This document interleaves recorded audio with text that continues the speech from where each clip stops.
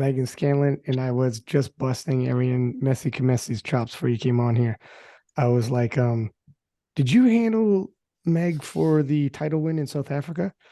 And he's like, no, I handled her in Sweden. I was like, oh, that's probably why. That would be the pattern. That would be. He's like, oh, Oh, so she that's the didn't year want she you. didn't win, and then we okay, got you. Oh. These are called loaded questions, Meg. When you know the answer. Oh, sorry, Arian. I let you down on that one. Or did he let you down? It depends on the narrative. As time passes, the narrative shifts, and you could just be like, well, a pattern emerged, and after South Africa, you got to recalculate. You got to think about it. For you, so dating, we should date back a little bit. Like we were just saying, it's been a minute since we did one of these. Do you remember when the last episode of KOTL you were on? I honestly don't. It might have been. I know we talked about Sweden. And Was I it know maybe that, but like before the nationals, after like 2019 nationals? Maybe. been that as well. Yeah, because I you've been think it on was like multiple times. Heather. I think it was like me, Heather, and Sam were on one, but I can't remember what it was before. Because you've been on a few. I remember you talking Yeah. about the very first one you came on. You were talking about your athletic background was like crazy deep. And did you try out for like a show too? No. I heard you say that on one of the episodes. I was like, wait, think I I said mean, I'm this not multiple mad times. about it. And I would love to be on the rock show. I think I've totally just made up your background. You're like literally all the bullshit. I don't even know. But I was, yeah, I have. I swear I thought I heard. What is your athletic background, anyways? I mean, I grew up doing gymnastics. Then I started playing soccer, went to college, played soccer throughout college. Then I did some Ironmans, ran some marathons, That's and then I right. started powerlifting and doing Yes. weightlifting. So Right. in 2019, I was still doing super total shenanigans. Did Yeah, you did you not too long before either nationals or worlds do a weightlifting competition? yeah, That's right. yeah. So it might not be Arian's fault. No, Yes. Arian's like, that's fucking right. Arian's off the That's hook. I'm gonna clip that video. that's all Arian's time stamping all of these. Like, all right, well, we're back in it. We're back in it. Yeah. So anyways, let's talk about South Africa. Holy shit, talk about a wild turn of events. And we could double back and start talking about the comeback and everything as well. But we haven't spoken about South Africa. And my God, if we go back, anyone listening, if you remember, this was obviously a year where first Leah Bavois doesn't make weight. Holy smokes. Then everything gets turned on its ear, and all of these contenders are like, we're vying for the overall throne here. And the battle that unfolded, it comes down to I in all of the sessions that I've commentated on for the IPF World Championship since 2016, to have the top three all come down to body weight, the entire podium like that. Like that is crazy stacked. And you're going against junior world champions now entering into the open world championship. Like it was a stacked class, as well as yourself, obviously. And like, it's a very decorated class. So everything that unfolded is like dramatic right to the very brim. And then of course we'll skip along to your big 537.5 performance you ended up having afterwards. So, which put everybody else on notice, like, hey, yeah, let's not, that was, I got a lot more in me. So let's talk about South Africa though. What was your initial reaction when you woke up, everybody's winning in line and you found out, holy shit, Leah Bavois didn't make it? I just saw it as a door opening. So I think going into South Africa, like a lot of people were like, oh yeah, Meghan Scanlon's going. She's strong, but like didn't necessarily see me in the top three, But myself, like I was like, all right, I see myself like my goal is to come in second. So when Leah missed weight, I was like, this is a door opening for me. Like if I do my job, I should have the opportunity to win. And this is like, how many freaking times do you hear this where it's show up? You don't know how many people don't show up at competitions? Like, oh, what's the point? So-and-so's going to be there. So-and-so could show up and be injured, have a drastic weight cut. Even if you make weight, how much is in the tank? You know what I mean? Like your 537.5 already proved that you put on in the same year. Yeah, look, even if you make weight and you're not 100%, I'm in earshot now. This is no you beat me as long as you get your openers type deal. Sweden. What's that, sorry? I'm really trying to get Arian off the hook here. I said Sweden. Yeah. So but it's true. I've told so many people before, like, just show up. I think some people don't show up because they're scared, right? Like, to put themselves in a position. But you never know what's going to happen on the day of, whether people don't show up at all, whether they miss weight, whether they make weight, but they're sick or they're hurt, and things you just don't know. Like, you never actually know what's going to unfold on meet day. We do this to ourselves. We know all of our behind the scenes. We only show our highlights, but we know all of our behind the scenes that can be tough. Mm-hmm. And we know nothing about the other people's, so we automatically just give them the best days possible. I remember one time, Brett Gibbs was coaching me for a Canadian Nationals I was doing.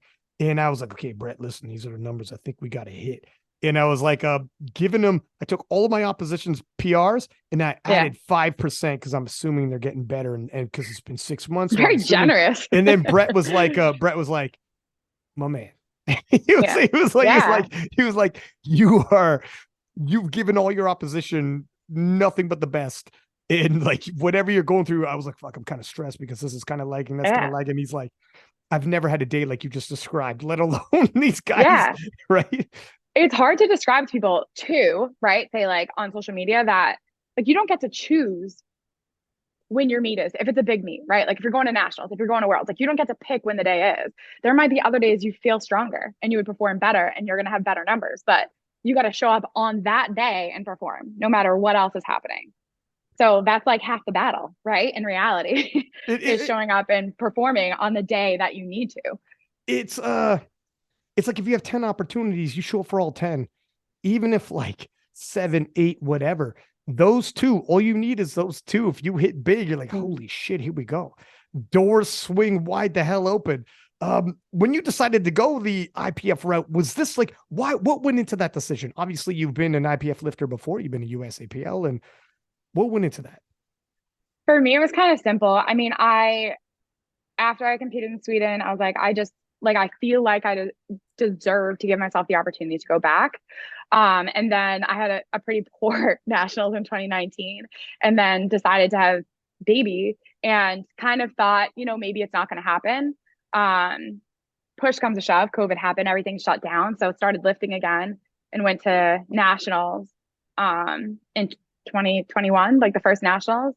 And I ended up coming in second and I actually like got hurt and thought I was done. Like I was like, I'm done. I'm over powerlifting, and took say that June to almost November. I didn't powerlift. I was just like, I'm sick of being hurt. I'm sick of being like trying to do something that's just pushing it and it's not happening. You know what I mean? Like I say, like running into a brick wall and expecting something different.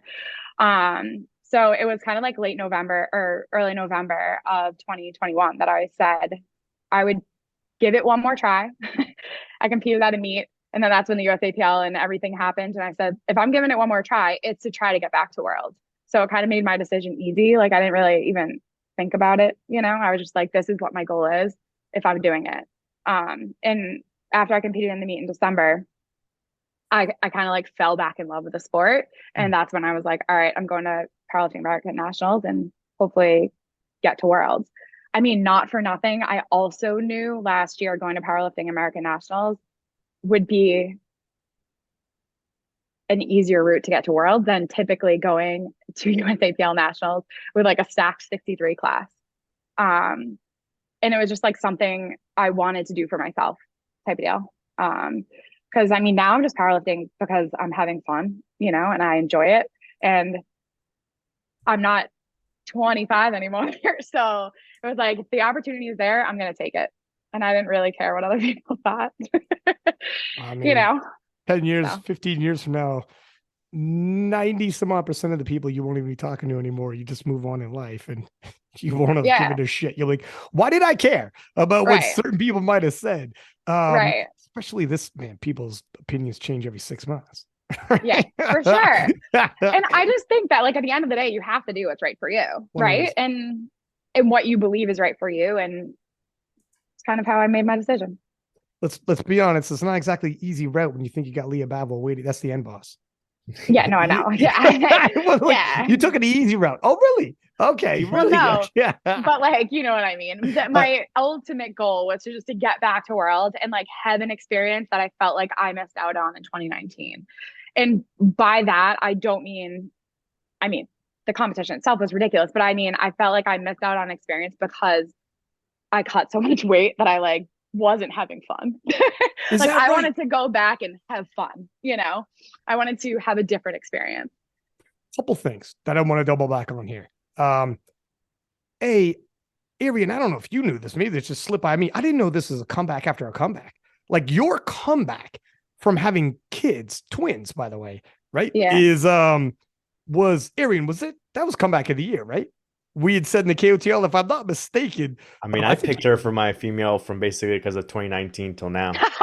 Okay, so Arian's like it's a Let's streak now. remove It's a the curse dynasty. though. There's no more comebacks, guys. Nothing is gonna happen to me from here on out. Yeah. Only up. We're just ascending.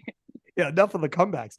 But Yeah. I didn't realize after that massive comeback, which was like awe-inspiring, because leading into the USAPL Nats that you came in second in was crazy. The amount of weight cut so quickly, while at the same time retaining muscle mass and a level of strength. Like losing weight while maintaining strength is extremely difficult.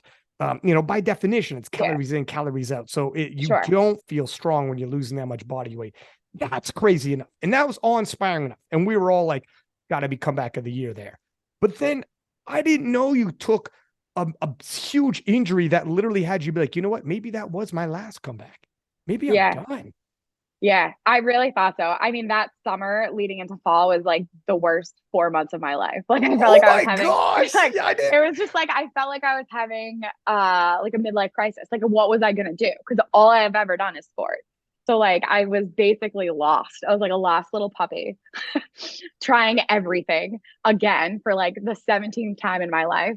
And like unsure if I was going to continue competing and like what that would look like, you know? I can't, I had no idea this is what you were going through. And, looking at it now, knowing that you were in that position where you literally like completely lost, like, I think I'm done right now. Like was it like an identity crisis? Was it like, because a huge amount of my identity was wrapped up, and not that it's not now, but like in competing in powerlifting, primarily. I mean, weightlifting, I was still competing, but I'm not as strong. So definitely in powerlifting in general. And then it's like you throw on top of that, now I'm a new mom of 6-month-old twins. And then it's like, all right, I couldn't do anything. So it's like that was kind of my escape from my life at the time, which was very chaotic, and I had no freaking idea what I was doing. And I was like, all right, I can go do that because I know how to do that. And this is good. And then that was kind of taken away for a while. And I was like, what am I going to do? So it was like a huge identity crisis. People think like, some people think you have kids and everything changes. Like, well, you're a mother now. You just become a mother. You still wake up and have dreams and when you're a passionate person, you don't just like your dreams die, your passion dies. No, I just let it all go. And now what? You got to live. It's not over. And your husband, who I thought that was going to happen, by the way. Like I thought like, oh, I'm going to have kids and I'll be fine with just, maybe going to a local meet down the street, doing my thing, and not that there's anything wrong with that, but it's just not my personality, which I've learned. Okay, not that there's anything wrong with going to local meets for sure, but look what you achieved. Imagine the door closed on you then like that. Imagine you literally, okay, well, that's where the chapter ends. And then, and you freaking missed all of this. It would have been such a shame. I know. Isn't that crazy? I mean, it's crazy to think that was an opportunity. And I've met your husband, Brian, right? Yeah. And couldn't be more support. Like he's showing up at PA Nats and he like knows who's who. And we're like shooting shit. Like he's a super nice guy. And he was, because we were at the barbecue afterwards. And like he's an easy dude to like, he's an easy hang, as you say, right? Like dudes, like he's a good guy, you can hang. But he's at Worlds, he's like involved, he's like in. So at the very least too, like it's good that you have someone who's supportive, who isn't like isn't it about time you let this go? Like, he's like, no, he's super supportive. You're like, I'm going to South Africa. He's like, yo, I'm going to South Africa. Yeah. He's like, yeah, And then let's he was do like, wait, this. how long does it take to get there again? Yeah, exactly. But yeah, like you guys, it's good that you guys are like a unit like this. You guys will cover each other. Yeah, we have like a very similar mindsets, even though we portray that in very different ways. So he gets it, you know. And I think when I was going through that period where I was kind of lost, I feel like he was like, I don't know what to do. And I didn't know what to do because like we had just never been there before, you know. So there's some things about yourself you just can't change. That's And well this said. is one that I just can't change. Well, here's another thing.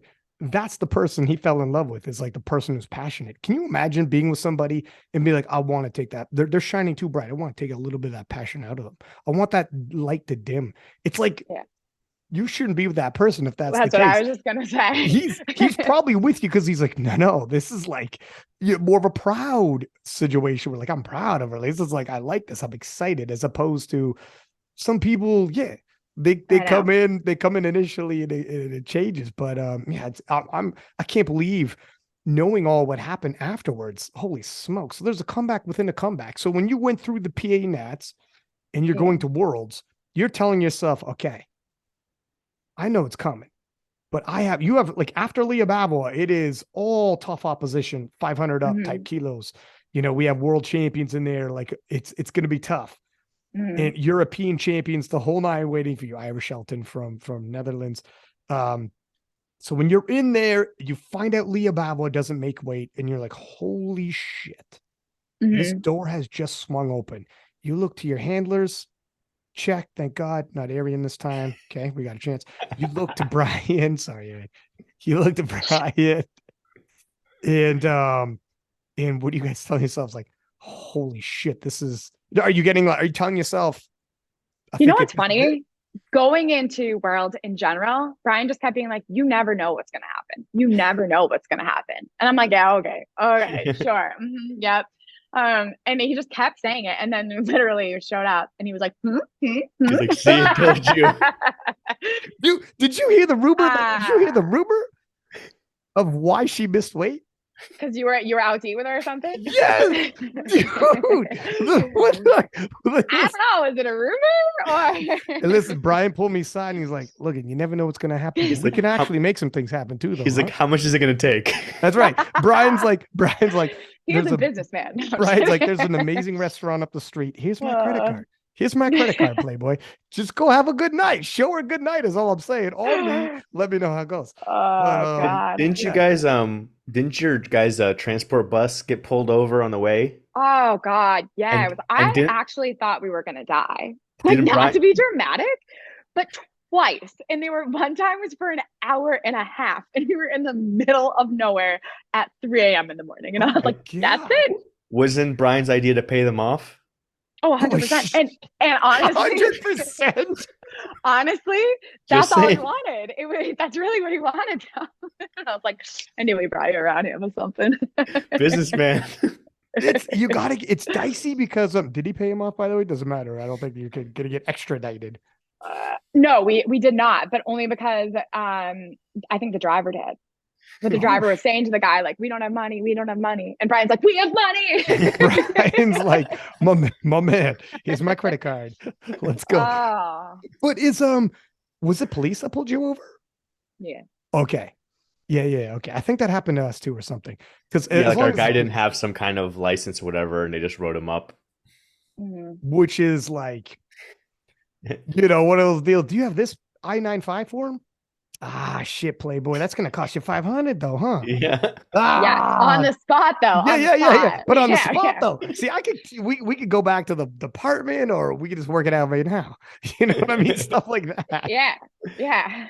As long as it's police though. Okay. But if it's like some freaking dudes in masks rolling up, now you're like, all right, well, this is a whole nother. I know, but we didn't even see him because he pulled us over and the driver hopped out of the car. And I was like, what is happening? Yeah, like, do not hop out of the car. But obviously it's a lot different there. Well, they must know. Yeah. So, they must know. Anyway. And you got stopped twice?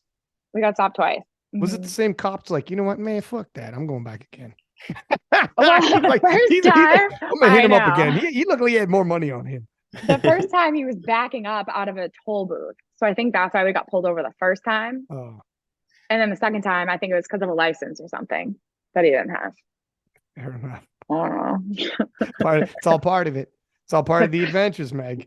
Yeah. Seriously. I was all like, are part there of- lions around here? Like, Yeah, there is. Yeah, there is. can we walk from here? No? Okay, great. So was it so now you're making 63 comfortably. You don't have to do major cuts or anything like that, or No, I don't. I actually like at Worlds, I was probably a little too light, but whatever. It is what it is. But yeah, no, I'm not doing any cuts like I was before. okay, so it's good because like, yeah, I mean, you've made 57, but to make 63 and no cut, you probably feel like a champ when you walk in there. It's a major factor. Yeah, it's a huge factor. I mean, it's really like a game-changing factor in how you feel So going into the meet. when you find out Leah doesn't, and Brian's right, he's like, you never know. Let's just see what happens. Mhm. At that point, are you guys immediately, has everything changed on its ear? Are you like, right, calm down? Well, like, because like between you ladies, I don't know if you become the favorite. You got to be in the discussion. It's close. I was definitely the lowest. I think I had the lowest like qualifying total for sure. But I think like I knew what I was capable of and I knew it wasn't my qualifying total. Of course, I don't know how much progress they've made, right? So I was kind of just like, if I do what I came here to do initially, it's going to put me in the same position, except now I'm going to be a world champion. Like that's the difference. But did it change how I attack the meet? No. And I honestly the only reason I think that is just because like I feel like I've changed a lot as a lifter and I've like become a lot more mature as a lifter. So I didn't necessarily like let it throw me off my game. Where before it probably would have like freaked me out, I don't even know how things change. Like that's like it'd be so difficult to stay in the pocket after hearing that. And speaking to, so Arian, you weren't handling then, were you watching this live or where were you at this time then? Yeah, I was at the venue because I went and saw them afterwards. But I think I was just sitting in the crowd watching. Okay. Because you can't have that many people back there or something like that working. Yeah, and most of the sessions, we only have one lifter. So it was probably Mike, Rodney, and then Brian. Yeah. Once this happened though, so I'm replaying this because this is going back to the summertime, but looking at it, you actually, despite, so the door don't look at my performance here. This is where it's gotta be a little bit dicey. In the squats, you missed your third squat. Now the door swung open. You're like, holy fuck, we got this.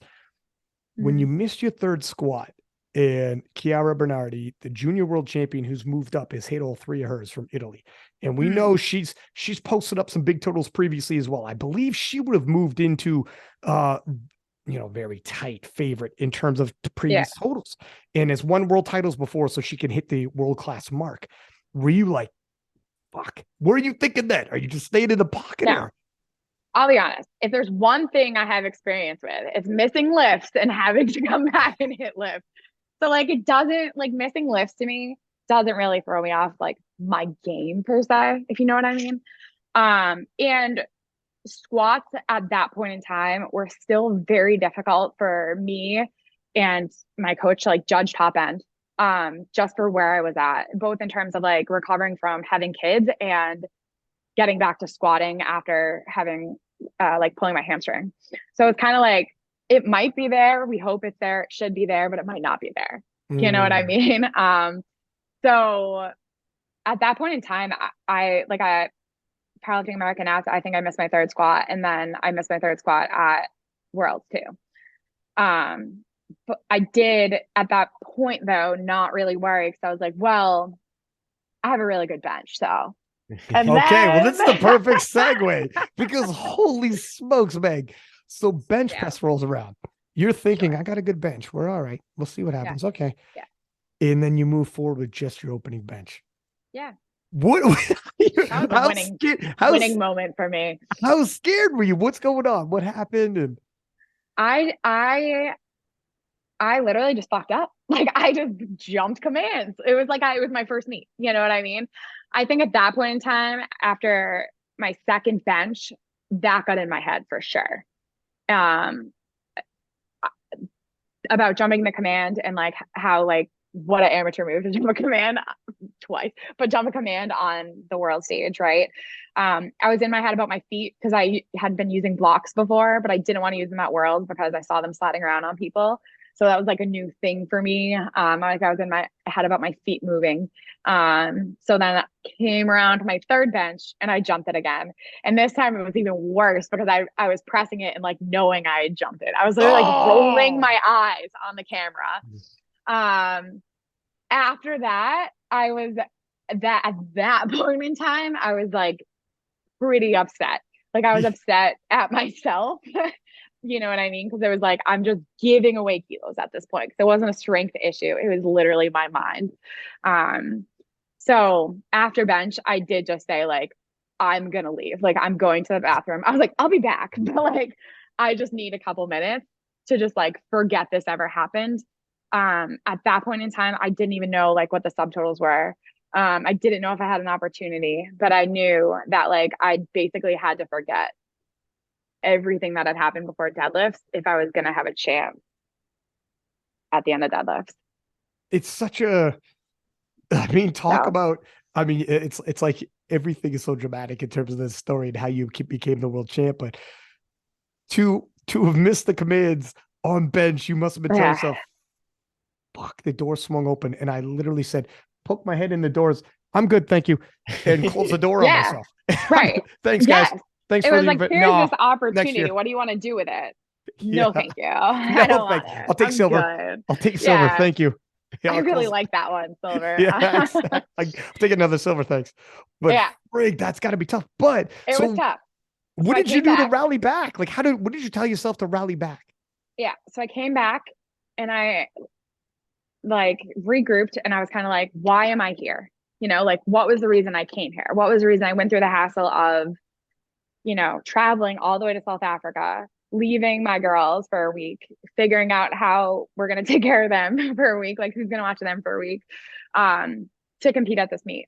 And I just kind of reminded myself that I'm here to have a fun experience. Like I'm here to enjoy this because who knows if it will be my last one. That's like one thing you'll never know, you know, like it might be your last one. You might never come back. So if I'm going to do that, it's going to have to be on deadlifts. Like I'm going to have to figure it out and get my shit together. So I came back and Brian looked at me and he was like, how about opening at 190? And I was like, oh my God. Because you went big on deads. I think on commentary I even said like, this is some big deads for Meg. Like you. No, Ryan, I heard you. I went up for my first deadlift and sorry. Like, oh, this is a big opener for her. And I'm like, thank you for the vote of confidence. Sorry. but it really was an aggressive. I know why you had to get aggressive, obviously, like you had to. But yeah. I'm not afraid. Like, if I'm going to lose, I'm going to lose on my own sword. You know what I mean? Like, I'm not afraid to throw it on the bar and to push other people to be uncomfortable. I'm okay with that. I would rather do that than be like, woulda, coulda, shoulda. Maybe I had another 2.5, you know? I knew at that point in time, like my top end was probably 200, but I also knew that I needed people to think it was more. Right. And so I knew when I pulled 190, I had to make it move so that it looked believable. I did make 190 move. Yeah, you did.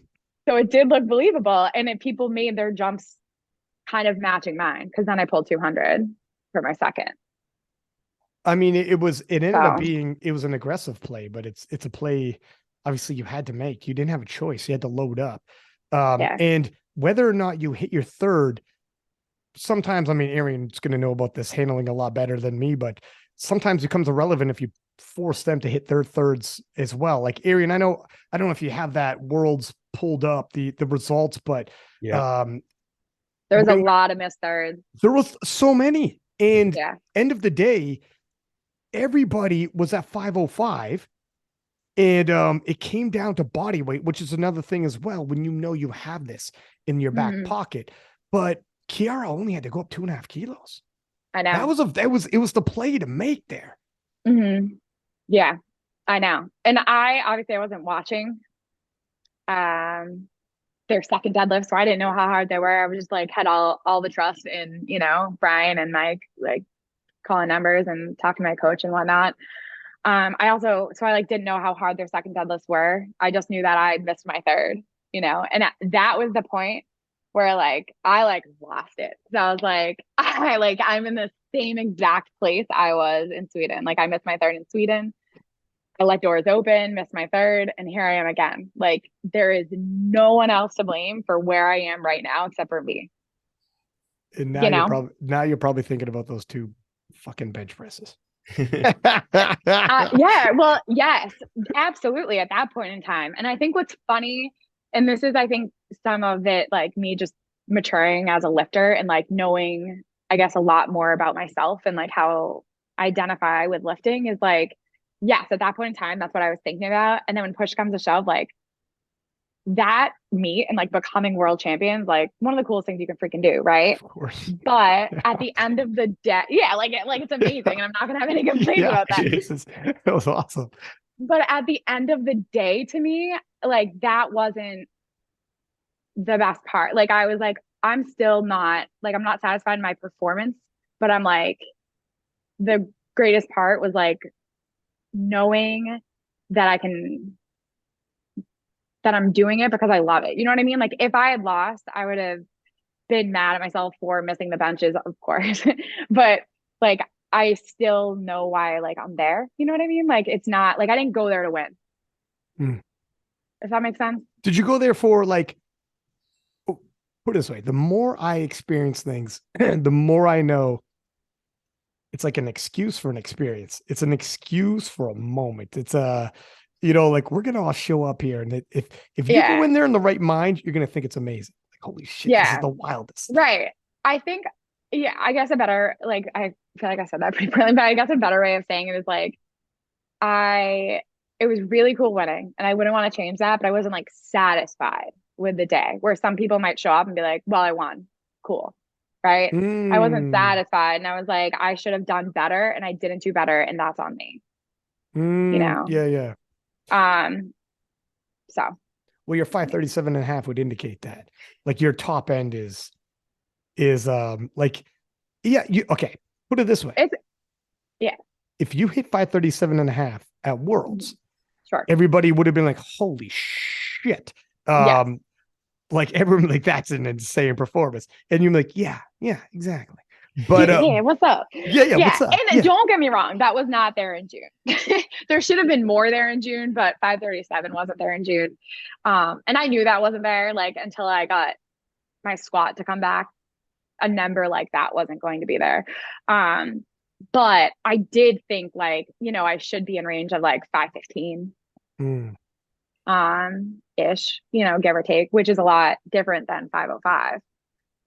Yeah, but at the same time, Kira also has hit like, I think like, what does Kira hit there, Arian? Do you happen to know her? I'd have to look it up, see what her.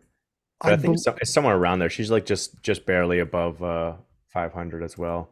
I think she's done like 510, around 510, maybe 515 Well, range. Yeah. before Worlds, she had done like 507, and then since Worlds, her latest meet, she's done 517. So that's the thing. Like, I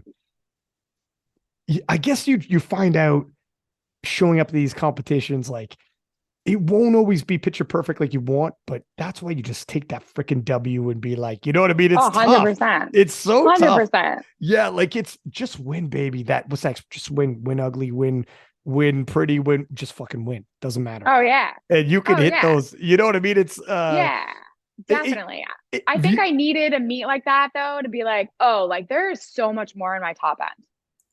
Like there's so much more I can do. Yeah, and like there's so much more I can do to build my total.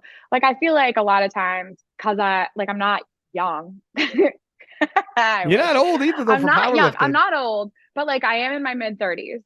You know what I mean? It's not like I'm new to the sport, even though like I've really only been just powerlifting for a year, but I'm not new to powerlifting itself. What do you mean by that? Sorry, before you move on, what do you mean by just powerlifting for a year? So before I was like doing something else with powerlifting, like I was either running marathons or doing super total. But like when I decided I was going to powerlift and try to go to worlds again last year, I committed to like, I'm only going to do powerlifting.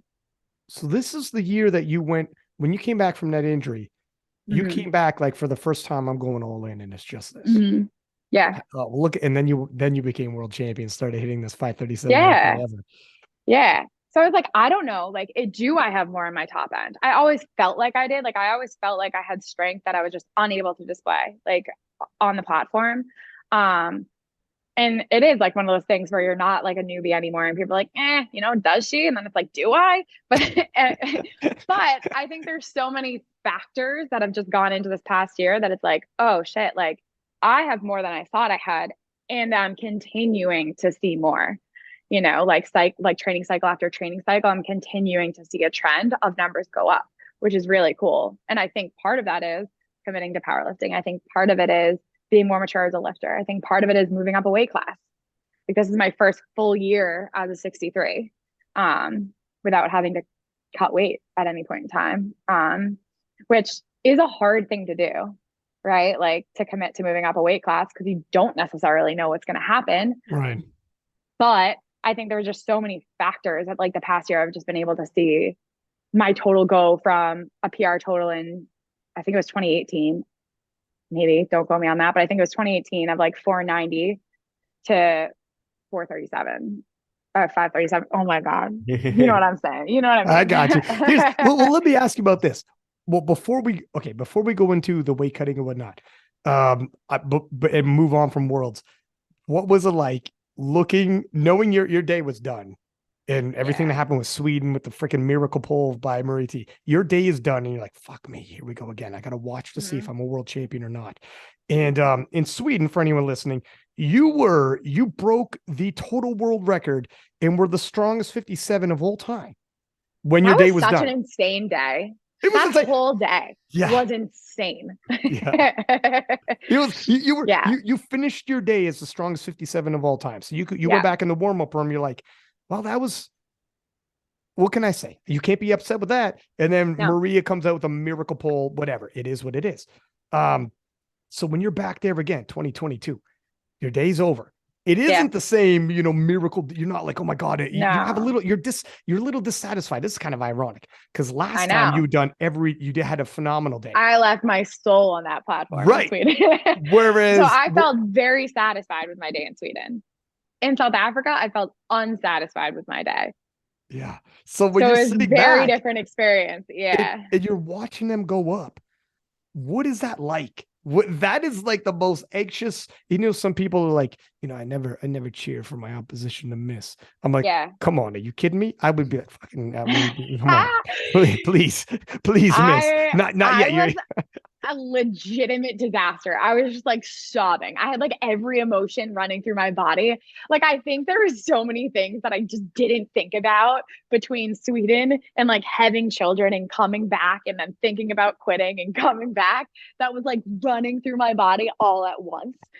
I had no idea what was going on. One of the really. girls actually pulled and made her third pull, so I thought she won and she wasn't pulling for the win. So like I literally had no idea what was going on. Oh my And then God. Big Mike and Brian walked over and they're like, "You won," and I'm like, "No, I didn't." You're like, don't you fuck with me right now because it's not I was funny. like, "Not a good joke, okay? Not now." um, so I was like very much in my own world at that time when everyone else was still pulling. You literally had like a therapeutic breakthrough back there. I You're like, did. I thought it was over Sweden. Turned out I wasn't. I thought it Yeah, was no. over. I thought it was over that dark period of year last summer.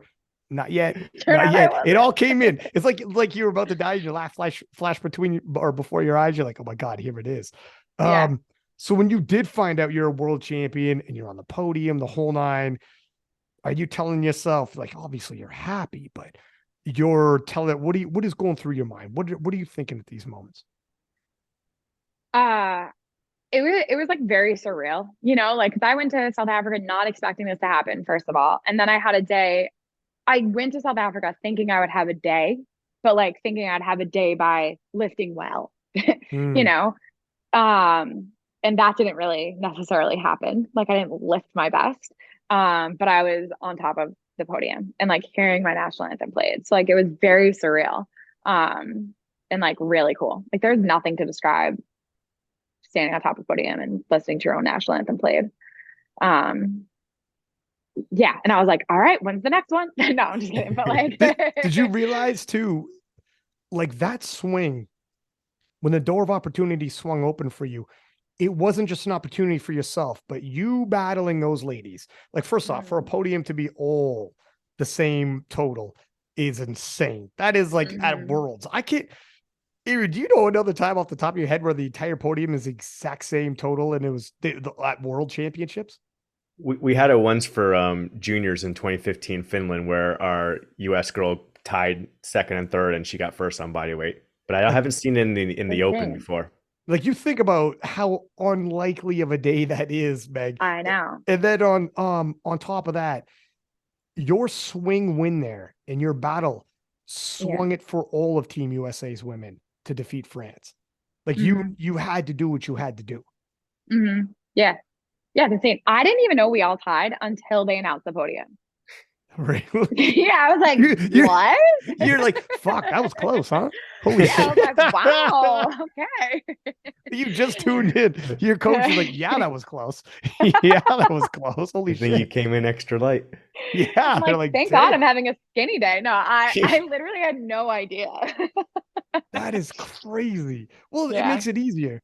It's a good thing you weren't a big fuck. See, I'm glad when I commentate, I have to be like I just naturally am excited anyways, the way I talk. But like, sometimes I think like, oh, fuck, I wonder if the lifters hear me. I don't want to get in their heads. They're put too much pressure. Sometimes when they're coming out for the win, like the pole, I'm like, I have to build it for the audience. So I'm like, oh, for sure. No, it lit a fire under my ass. But at the same time, I was like, is it inappropriate to be like, hey, watch this? Imagine. I'm like, by the way, Ryan, watch this. Watch this. Because I heard the preview show. And you're like, check this out. And I also wanted to double back when you were talking about the cut, because you didn't have to cut. Yeah. And looking back now, because I looked at some pictures, like when you were coming back on, I just kind of like a memory lane, went back to pictures of all of us, like back in Sweden. And holy smokes, yes, you were so small. Like you were like stage ready small. And because right now, as a 63, you are lean and jacked. And it is like I can't believe you made that cut now, looking back. Like, seeing you as a 63, if someone sees you, they'd be like, I know. That's a massive cut. It must have been hell. And you might have been holding back so much strength for performance-wise. Like now, obviously 537.5. Yeah, but. Yeah. It started off as like a substantial cut. Like when I first went to 57, to qualify for nationals was 57. And then even at nationals, but then I just got to a point where I was building so much muscle mass. Because it was kind of in the first 2 years of me powerlifting, I was building so much muscle mass that the cut for world, I was like, I literally can't lose any more body weight. Like, I'm just going to have to figure it out and cut water, and it's going to be miserable, but this is the last time I'll compete as a 57. Like, this is what I told myself going into it. But yeah, I mean, I showed up to Sweden, and I couldn't believe Arian, close your ears. I probably weighed showing up to Sweden, like, honest to God, like 61.5 or 62. And got water. It wasn't good, but it wasn't Arian's fault. But in my mind, I couldn't go up because there was 263s. Like, I would have asked if I could go up like 4 worlds, but there are already 263s like on Team USA. So I didn't have an option. You know what I mean? I was like, I'm just gonna figure it out. Oh my gosh. You just did a hero cut, one of those old fashioned with 2-hour weigh-ins. That's a hell of a hero cut. And how did you feel for that day? I mean, you performed so well though. So I felt pretty terrible. I mean, Arian can probably tell you, I looked like death.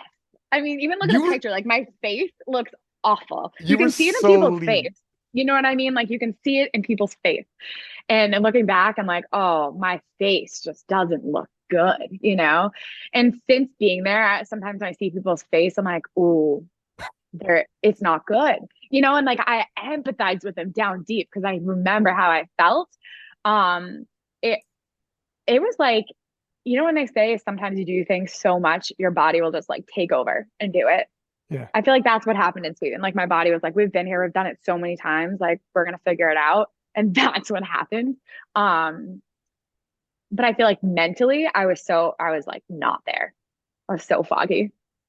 I mean, moving to so after that you were so the big thing is because when you came back from kids having two twins or having twins, you Yeah. you went to a I 57, right? I did, but I lost a lot of muscle. Like I know I Oh was yeah. still very muscular, right? Like if you're talking about the average person, but I lost a lot of muscle during pregnancy and postpartum. And then I was also like breastfeeding at the time. So I like couldn't keep weight on. Mm. So that actually wasn't like I didn't cut to 57 that time. It was kind of weird. And I was like, I'm so small. I felt so small. I was like, I'm so small. But I figured going into that it would probably be the only time I'll ever compete at 57 again. Like I don't like feeling small. I would rather feel jacked and huge so I can out angle you at all times. Yeah, I was gonna well, say, okay, get let's ready say for Malta. But that God takes damn. time, you know? Like I knew it was going to take time for me to build muscle back. I'm not being realistic, you know, like Right. Yeah, yeah. so. But this is obviously your top end potential. Like after Worlds, is that when that 537.5 and listen, when you posted that up, everybody, I had a bunch of people in my DMs. Powerlifting America was in my DMs, like, fucking, you see the total we got here? Like everyone's like, oh, this is, you know. Yeah. But was that more like, okay, now I control all of these elements and let me just see what I can post up. It looked like you might even Oh, have like some. why did I do the meet? Yeah. Is that what you mean? Yeah, yeah, yeah. So for a few reasons. One, we changed a ton of my training. So I wanted to Mm. do it like at a meet that didn't didn't matter if I blew up. You know what I mean? Like if it didn't work when I peaked, we're like, all right, didn't work. Yeah, yeah. Okay, that's true. Yeah. Moving on. I felt like I hadn't competed in forever. To be honest, like I feel like I was used to competing like 3 times a year. And it was like June. And then I was like, I'm not going to compete until basically next March. So it feels like a very long time. So I was starting to feel like a little, not bored, but like kind of. And I was like, I'm going to do something dumb if I don't have a direction. And it was the closest meet to me. Like it still wasn't that close, but it was the closest meet to me for Powerlifting America because there's not a ton right now of options. So that's kind of how I ended up there. And then And I wanted to bench one more time before the bench rules were changed. yeah. Well, okay. Come So on. let's talk about all that. Well, I do Did you want see to. that though? I should have thrown 150 on the bar. Did you see the 142 and a half? Yeah, I did. Before that, Ryan, I'm raising my hand as you asked, Yeah. so I can ask a question. Yeah, yeah. Go ahead. My question is, Meg, why'd you weigh in at 63.1 kilos and not 63? I know. Does that annoy you? Do you know what's funny? I stepped on the scale and the lady was like, do you want to spit? And I'm like, not really. It bothers all of us that your total doesn't go in the 63 kilo class. I know. I'm sorry. I'll do better next time. If I'm being really honest, I mean, I walk around very close to 63 and I did, like we were in New York. I don't live in New York. I live in Massachusetts, but my scale broke. So I was like in between 3 pounds and I was like, well, I'm either going to be on weight or not. So whatever. I was 63.1. It's kind of like Aaron. yeah, it's kind of like because you already won the world title, so this is more just to see where you're at. Yeah, I mean, like, and it's like, you know, like at big meets, you have a scale that you can go step on, like the night before. I just brought my bathroom scale, and then it was like, you weigh, it's in pounds, but like, it's like you weigh 138, you weigh 142. I was like, those two are not the same, you Yeah. know? So, Fair enough. whatever. And there was like a slew of other ladies coming over to PA Nats now. Yeah. There was a lot of ladies coming over. It's a pretty stacked women's division in the IPF now. Is Brittany Saplicki's not coming over though, right? Is she staying? I thought she was though at one point. No, she did, but she's not going to go to nationals this year. I think she's going to wait till next year. Okay, got you. Yeah, Chrissy Parachi's coming over. So okay, let's talk about the bench rules. How do you anticipate that'll affect you?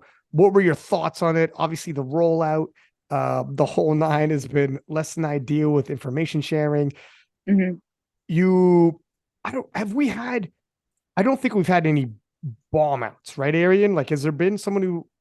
I think that one kid bombed in Denmark or something. Did a kid Yeah, bomb? there was the one guy I shared the video of, but he also had like where like the first attempt, he like had his own issue, I think, with the he like I was expecting a faster press command. He kind of like heaved it, so it wasn't like just elbow depth. It was multiple issues. Gotcha. Yeah. You So, jumped to command. wow. I forget if it was a command or if it was like Yeah. heaving, like after the command he sunk it down and then heaved it up. Gotcha. But then the second attempt was elbows and third attempt was elbows. So, and I don't know how many, bench attempts, how many lifters have gone through it yet, but your bench is big. Now we know you can win without it now. At least you know that. No matter what. But what are your thoughts? Okay.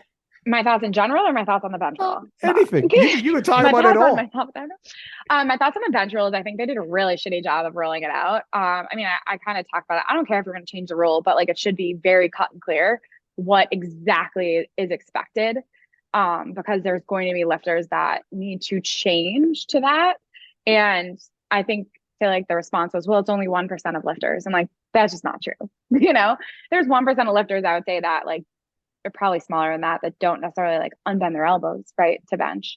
But there's a lot of us that fall somewhere in between that like with my regular bench, no, my elbows aren't going to hit depth, right? But like, how much more do I need? Like, what do I need to change to hit depth?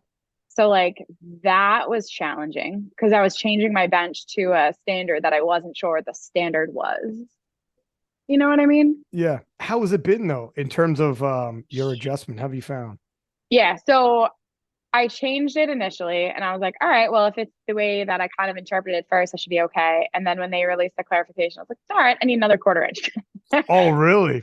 Yeah. So, and now we're 4 weeks out from Nats. So I was like, I'm going to play it incredibly safe. Like, I'm not looking to bomb out. I'm looking to have like undeniable elbow depth. It sounds ridiculous, but at Nats. So, I'm just going as flat as possible at Nats. But the thing is, it's like, and I'm not saying this like in a cocky way, but like, I have a very strong upper body. So like, yeah, my bench isn't going to be 142.5 in 4 weeks. But do I think I'm going to get back to like 135 plus in the next couple of months? Like I do, it mostly feels weird because it's like now I have an inch of range of motion that I didn't have before. So it's almost like, remember the first time you picked up dumbbells for like heavy chest press and you're like, oh, and it's like, oh, the strength is there, but my arms feel like they're kind of like trumped or something. Yeah. That's kind of what it feels like. It just like lacks some stability that like I know we'll get there eventually. So it's kind of where I'm at with it. Probably. Sorry, go ahead, Arian. No, just because it's an interesting strategy. It made me think of like equip lifters to play it safe. They may start with like a looser shirt or maybe not pull it down as tight on the opener and then go tighter. It's like, oh, just start like more flat back with 105 kilos on the opener, get it in, and then bust out the arch and go more. Right? Test the limits. If I'm not bombing, I only needed one bench last year. That's right. So I think I was just frustrated with the rollout. I don't care if you're going to change the rules. I think it's still my only like qualm with it right now is I think it's harder to judge than people think because it's in real time. No one's pausing your bench. Like, you know what I mean? Freeze framing your bench to look at. Right. And I think the side judges, that's really hard to judge from their position and their responsibilities. But I guess it's just going to see what happens type of deal. You know what I mean? Yeah. We got to see more. That's all it is. We need more data points to see exactly if this has any major effect on big competitions. But at least everyone's covering through it. Like obviously Kiera to the point of, I think she's got an aggressive bench setup, if I remember properly.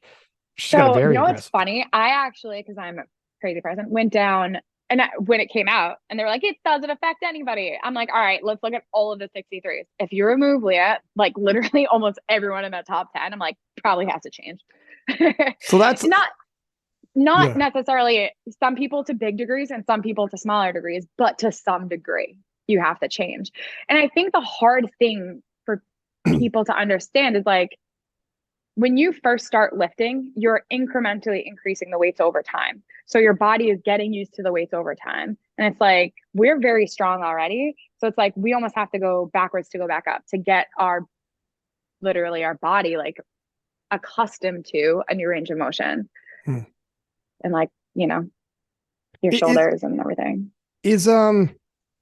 Maybe you remember, is Coral Agara, is this going to affect her greatly? I don't think she has huge arch, does she? Or But she's right on the line for what I is saw in the she? videos. Yeah, so it Yeah. depends. With the videos, sometimes at like meets and stuff, you don't always have the head view, so you don't always get like, a perfect angle, but she's right on Yeah. the line from what I saw. I just personally don't like being right on the line. Yeah, it's a little. That's a personal decision. But It's a like personal decision. that like gives me a lot of anxiety. That's how I live my life. All right, right on You that know, line. I'll throw it on the bar, but like I don't want to like I'm not gonna bum out on like depth. You know what I mean? It'll be interesting. Well, at the very least, it's affecting all these ladies at the same time. So everybody's going to have to adjust, which is Yeah. good, at least across the board. I am interested in knowing, have either of you two, do you know, has there been any announcements from Gara's side? Is she going 63 again? And we're going to have, because Italy's got a bit of a bottleneck there. We got Sarah Naldi, I know Carola there's a lot Gara. of them. They're all shooters, all world class, 3 world class 63s. And I guess they could send 2 of them possibly, but which might be Kiera and Gara. Do either of you two know about Gara? I don't really follow her much. I didn't see anything. Yeah, and I don't know, like in Italy, like how close they are. If they're like discussing, be like, okay, I'll go 69, you guys go 63, or if they all just show up to nationals and whoever wins gets the first say, and then the other 2 from there. Yeah. Yeah. Well, I mean, some national teams, I believe, even if you all show up in 63, maybe they could start shuffling people around and stuff. I don't know. Depends Yeah, on how their depends. national team selection is. Yeah, how many spots are open, who wins the 69s if they all go 63s at nationals. So we'll Mhm. see. But and then Carl's got to figure out, I guess, that hamstring injury because she's like injured it twice now. So Yeah. Oh, is that right? yeah, Did she? Oh, yeah, at Arnold UK, right? yeah, it was the same thing from what I've heard.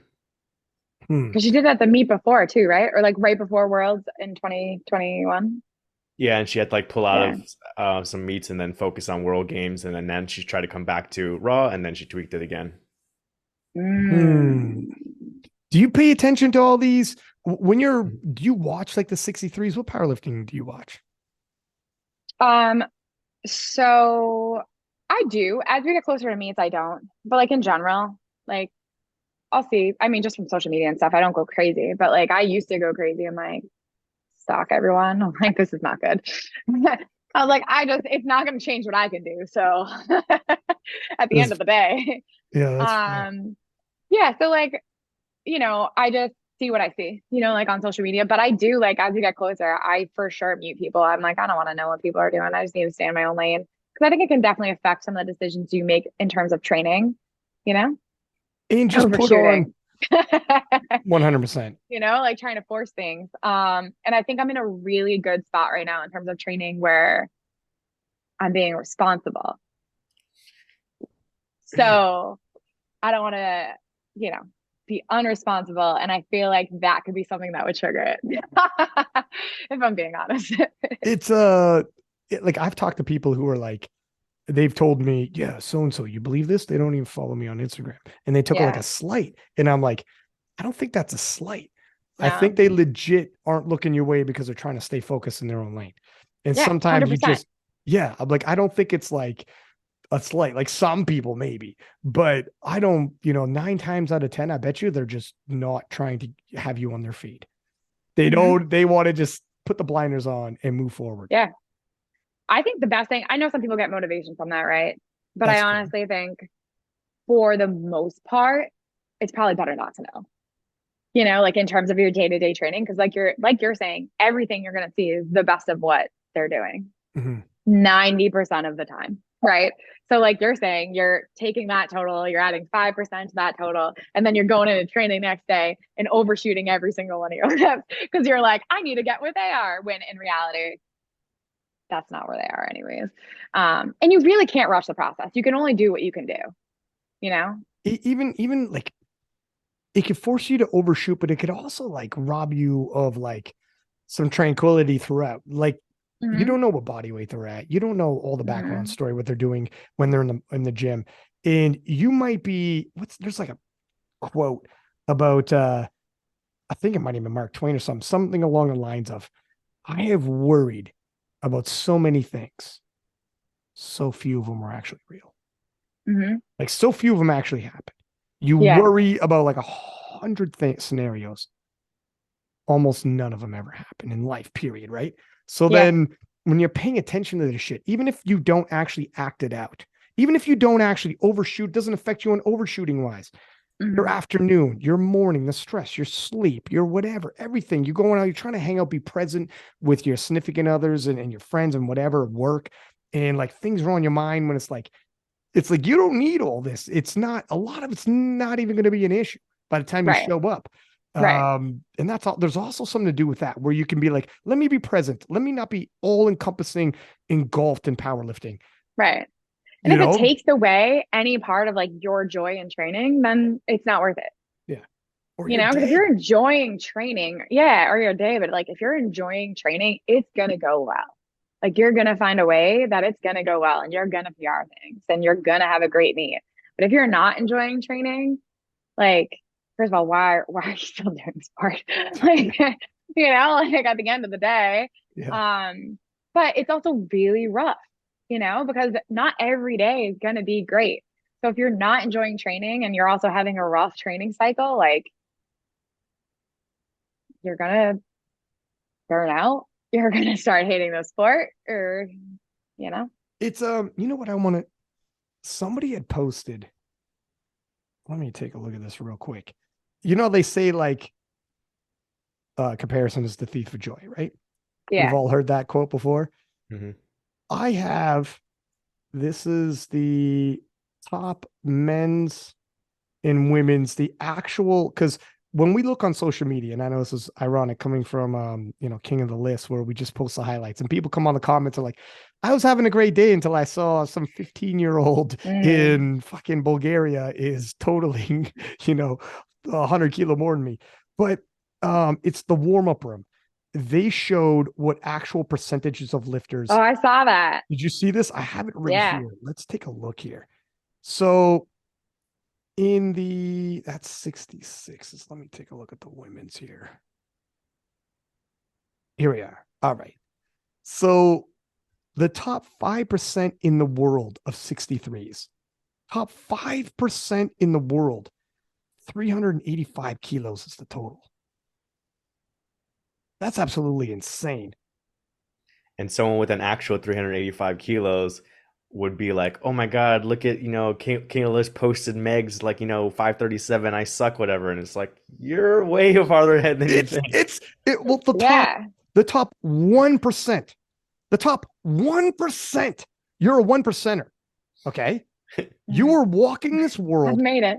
in a true way. Yeah, but well, like wait till you hear this total. You might have already seen it. But if you listen to this, if you total as a 63, 427.5 kilos in a true global sport like powerlifting, which it is, we know how many nations are powerlifting. You are amongst the 1% in the world at your sport. And you will see Meg out here doing over 100 kilos more than you. And you're 427.5 and you're 537.5. They'll look at you, be bashful, and be like, fuck, do I post? Or do I post pictures of me with my friends and just be like, yeah, I kind of lift, but I'm shy about it? No, you're whoever's listening to 63 leagues, you're a 1%er. It's Mhm. crazy how much comparison can be to thief of joy. It's 100%. Or that's nuts. constantly like projecting like in the future. You know what I mean? Like, and I don't mean that in a bad way or anything, but when people are like, oh, well, when I get my squat to this, or, oh, well, I want to bench 150, right? It's Yeah. like, all right, but like, let's get past 140 first. Like enjoy the process of getting there. It's not just about getting there. And I feel like when it's just about getting there, that's where there's like so much disappointment. And for me, before, I was definitely about getting there. How do I get there? And how do I get there now? Um, because I very much felt like before I had kids, I very much felt like it was a time limited opportunity because I really thought like I was going to have kids and like that was it. I don't know why I thought like I was going to change as a person when I had children, but I know. I did for some reason. Like I wasn't ready to have kids until I was like, I'm okay putting this aside. So I very much felt like I had a time limited. I have 3 years to try to accomplish this goal. Like, how do we get there? And it's great because I got super freaking strong and I got to do some really cool things. But I think I missed out like on enjoying the journey along the way. And like that part's unfortunate. And that's what I'm like changing now. And that's why I'm like, oh, I've been back for a year. I'm enjoying this process. I've learned so much more about myself as a lifter. I'm better than I've ever been. And I'm like still getting better, you know? And in my head, do I have number goals? Absolutely. But like in the day to day, it's not taking away like my joy because I'm not there yet. Like I know I'll get there. It's just a matter of when, And you know? it becomes like that's the problem when people say things so often, it becomes cliche, so it loses the meaning. And then only when you cross that river, ironic, I just use a cliche saying, but only when you cross it do you realize, oh fuck, I know what it means now. So Right. when people say just enjoy the process, it's about the journey, not the destination. Yeah. You hear that shit so often when you're younger and you don't know. And then later on in life, you're like, that one day, 6 months leading up to it, you don't throw away 6 months for one. It's not a good trade-off. Because if that day goes bad, you look back, oh fuck, I ruined 6 months. Like just weightlifting itself gets so much. You know how often I having a tough day at work, stress the shit. I go to the gym, you got a few 100 pounds on your back. You don't remember fucking hundreds of pounds, hundreds and hundreds of pounds on your back. And you don't remember nothing. You're like, I can't even remember what the shit earlier because you're ever so present. You're talking to people, whatever, and like just enjoy. Like, all right, that's why this is good. This is why we're here. And it's not necessarily the number all the time. It all adds up. No, You know, hard work adds up. It does. And it's all compounding. And like, you'll get there. When people like, you know, like sometimes I'll have people come to me and say, hey, like, you know, I bench 200 now. I want to bench 250 by December. Like, first of all, respect the weight. Come on. Rude. Do you know how hard I've worked for 2 Yeah. Yeah. But like, I'm all for that goal. Like, you will get there. But why December? Like, why are you putting a like specific? Because that's not necessarily how this game works.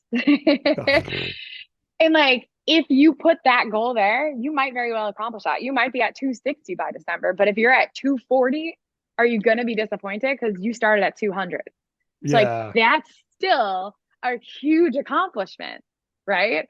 But don't set yourself up for failure along the way by like forcing it into a time period. I want to take a look at real quick. I'm just trying to say I'm here forever. No, I'm kidding. I'm the next Jen Thompson, is what I would say. Here's look at in terms of like, total this year. Isn't it crazy? And talk about like a lady, kids, 50 years old. Like, holy smoke, she's making it happen. She could do all this. When you put that in perspective, and this is so hard, I think, for younger lifters, it's even hard for me because I'm 34. I've been powerlifting now for, I don't know, say 6 years, coming up on 6 years. I've competed in powerlifting. She's 50. Yeah. If I competed until I was 50, that is another 16 years. That's more than double the amount of time I've been powerlifting. Yo, you're going to okay, it's about half of my life so far. You know what I mean? Like that is even hard to imagine. You're gonna come on KOTL in 16 years, and we're gonna play this clip. I'll be like, Arian. I'll be like, you don't think I remember? Arian, play that clip. Arian's got it queued up. But that's so hard to imagine, you know. And like, she's still adding kilos onto her total. It's crazy. It's insane. That's insane. And I think sometimes when we get to say like 30 plus, we start to count ourselves out, right? Like, maybe we're not going to get that much stronger. Maybe I should put this part of myself away because society says I'm 30 and I should be mature now and I shouldn't be trying to compete in powerlifting or whatever, right? I'm a mom. Maybe I shouldn't be trying to compete in powerlifting anymore. Like that's silly. But at the end of the day, like if it fuels you and it makes you better and it makes you realize you can do so much more, why would you not? You know, like I'm such a better person when I'm training outside of the gym. And it gives for me, having direction for my training, which is competing, like that gives my training so much fuel. I don't do well when I don't have direction. I learned that. I still like to train, but like, it just doesn't do it for me, you know? So having some type of direction, which for me is powerlifting and competing, makes training more fun. It makes my life outside of training more fun. Like it adds so much more to my life. It's So actually I remember when Jonathan Garcia, one of Arian's athletes, was on, and he is 34, right? Arian, I believe around there. Yeah. And he was saying like, I remember he kept saying, but I'm an old guy, you know, I'm going against these mhm, young guys. And I'm thinking like, dog, that's not really how it works. And that's like this is the beautiful thing about powerlifting. Look at a guy like David Ricks, who's in his 60s. It's mhm. insane what he's capable of doing, or Jen Thompson, or the list goes on and on and on. Like it's I was talking to Lane Norton, did a seminar in Toronto recently, and he was up for the weekend, and he was talking about how your metabolism actually, we thought it slowed at like, you know, how many times like my generation, I got people now in their early 40s, um, they're like, you know, metabolism's not what it used to be and activity, whatever. And then we found out new studies like, no, Yeah. your metabolism doesn't slow to you in your Isn't six. that insane? I read It, that study and I was like, I was like, whoa. oh, fuck But it. what does that tell you? It kind of tells you people stop moving as much It and tells stop you, doing things, you know, like they, yes, 100. My buddies are like, they look at me like, yeah, like what are you doing that you could that you're, you know, six pack Lapadat at our age? Because my friends don't look like me, and I'm like, dude, I just do what I've always done, and now new studies are showing like it's not magic, dog. You literally your metabolism doesn't slow. We were just told this shit and we believed it, hmm but you just hmm stopped, man. You just did whatever you do, what you know, you just adapted. You this thing can keep going. Yeah, especially like in our sport. hmm Yeah, That's why absolutely. like a Jen Thompson is so inspirational. Absolutely. I think there's something huge to be said for, you know, becoming lifting for a longer period of time. You get to know yourself better as a lifter, right? Like you get to become more mature as a lifter. So yeah, you're not going to make newbie gains, right? Like you might be fighting for kilos at some point in time. However, you also know how to approach training from a more intelligent way, you know, and you kind of know what to expect from it. And Um, when things pop up, you're like, okay, I felt that before. I know to back off a little, like as opposed to, well, what's that? Maybe I'll push through it. And you're like, well, that was a mistake, right? yeah, Yeah, you can yeah, feel these yeah, things. right. And like you don't necessarily freak out when certain things happen. You're like, nah, no big deal. Like I know what that's like, you know, or when Yeah, things are like more of a red flag than others. So there's benefits to being a seasoned lifter. a seasoned lifter. Okay, I don't even know if I can say that. I mean, I've been around, I guess, a lot longer than some of the other people, but there's some some been around seasoning. that There's a long. little There's, seasoning. yeah, I got a little sprinkle, You got some not heavily, sprinkles. mediumly seasoned. I feel like in our Uh, sport, if you've been around for like a few years and people see you at a couple nationals, they're like, oh, that person's a veteran. Well, yeah, yeah, yeah, we had yeah, turnover like 2 year turnovers. yeah. Um, I feel like there's a lot of turnover in the sport, especially for, I would say, like, there's so many females like competing in your mid 30s probably isn't necessarily a popular time for a lot of females to compete because a lot of females are having children. But what's cool is there's so many more females that have young children and they're competing at high levels. So that's changing, but Were you prepared that you became like um the poster woman for that? Like you became like this inspirational story of like, wow, look at Meg came back twins, took second at Nats, and nobody. I remember, I think I had like Tina Tornado on, leading into that Nats, and like it just became a storyline. Everyone was like, I can't believe this is happening. Maybe it wasn't Tina, but either way, we're like, is she gonna go really all the way to 57 and do this? Like, what kind of strength will she have left? Like, it became a thing. And then not only did you obviously do it, and it was USAPL, and that's no less, but then to keep it moving, become a world champ, do what you did afterwards and everything. It's like, did you anticipate, holy shit, now I'm flying this flag? People look no, to me like that. no way. Because I don't I'm really serious when I said like I didn't think I was gonna compete uber competitively, right? Like trying to be my best, if you will, after having kids. So it really, I think some of it, the initial comeback, if you will, my first comeback, my 2021 comeback, was 100% more like COVID related in terms of I have a gym in my garage. I need to get out of my house. I need to do something. Um, so I started training again. and it started to go well. And I was like, well, I got a couple months, like maybe I'll just sign up for that. And then it kept going well. You know, it was like one of those things that just snowballed that I wasn't expecting. I would say my 2022 comeback, that one was more calculated. That was like, all right, this is what I'm going to do. I need to change a lot of things. This is how I'm going to do it. And I'm starting from scratch. Like I started with a new coach and I literally was like, start like I'm new. Like I don't want to even tell you what my training history is. Like pretend I'm a new lifter type of deal. Oh shit, really? Yeah. Is And that not that it would have helped because I was training super total. So it's like apples to oranges, you know, like, fair? but yeah, there was very little things that I was like, I definitely want to do this or I don't want to do that. I pretty much was like, let's just start with something and then change it as we figure out what works best. And when did you get the new coach?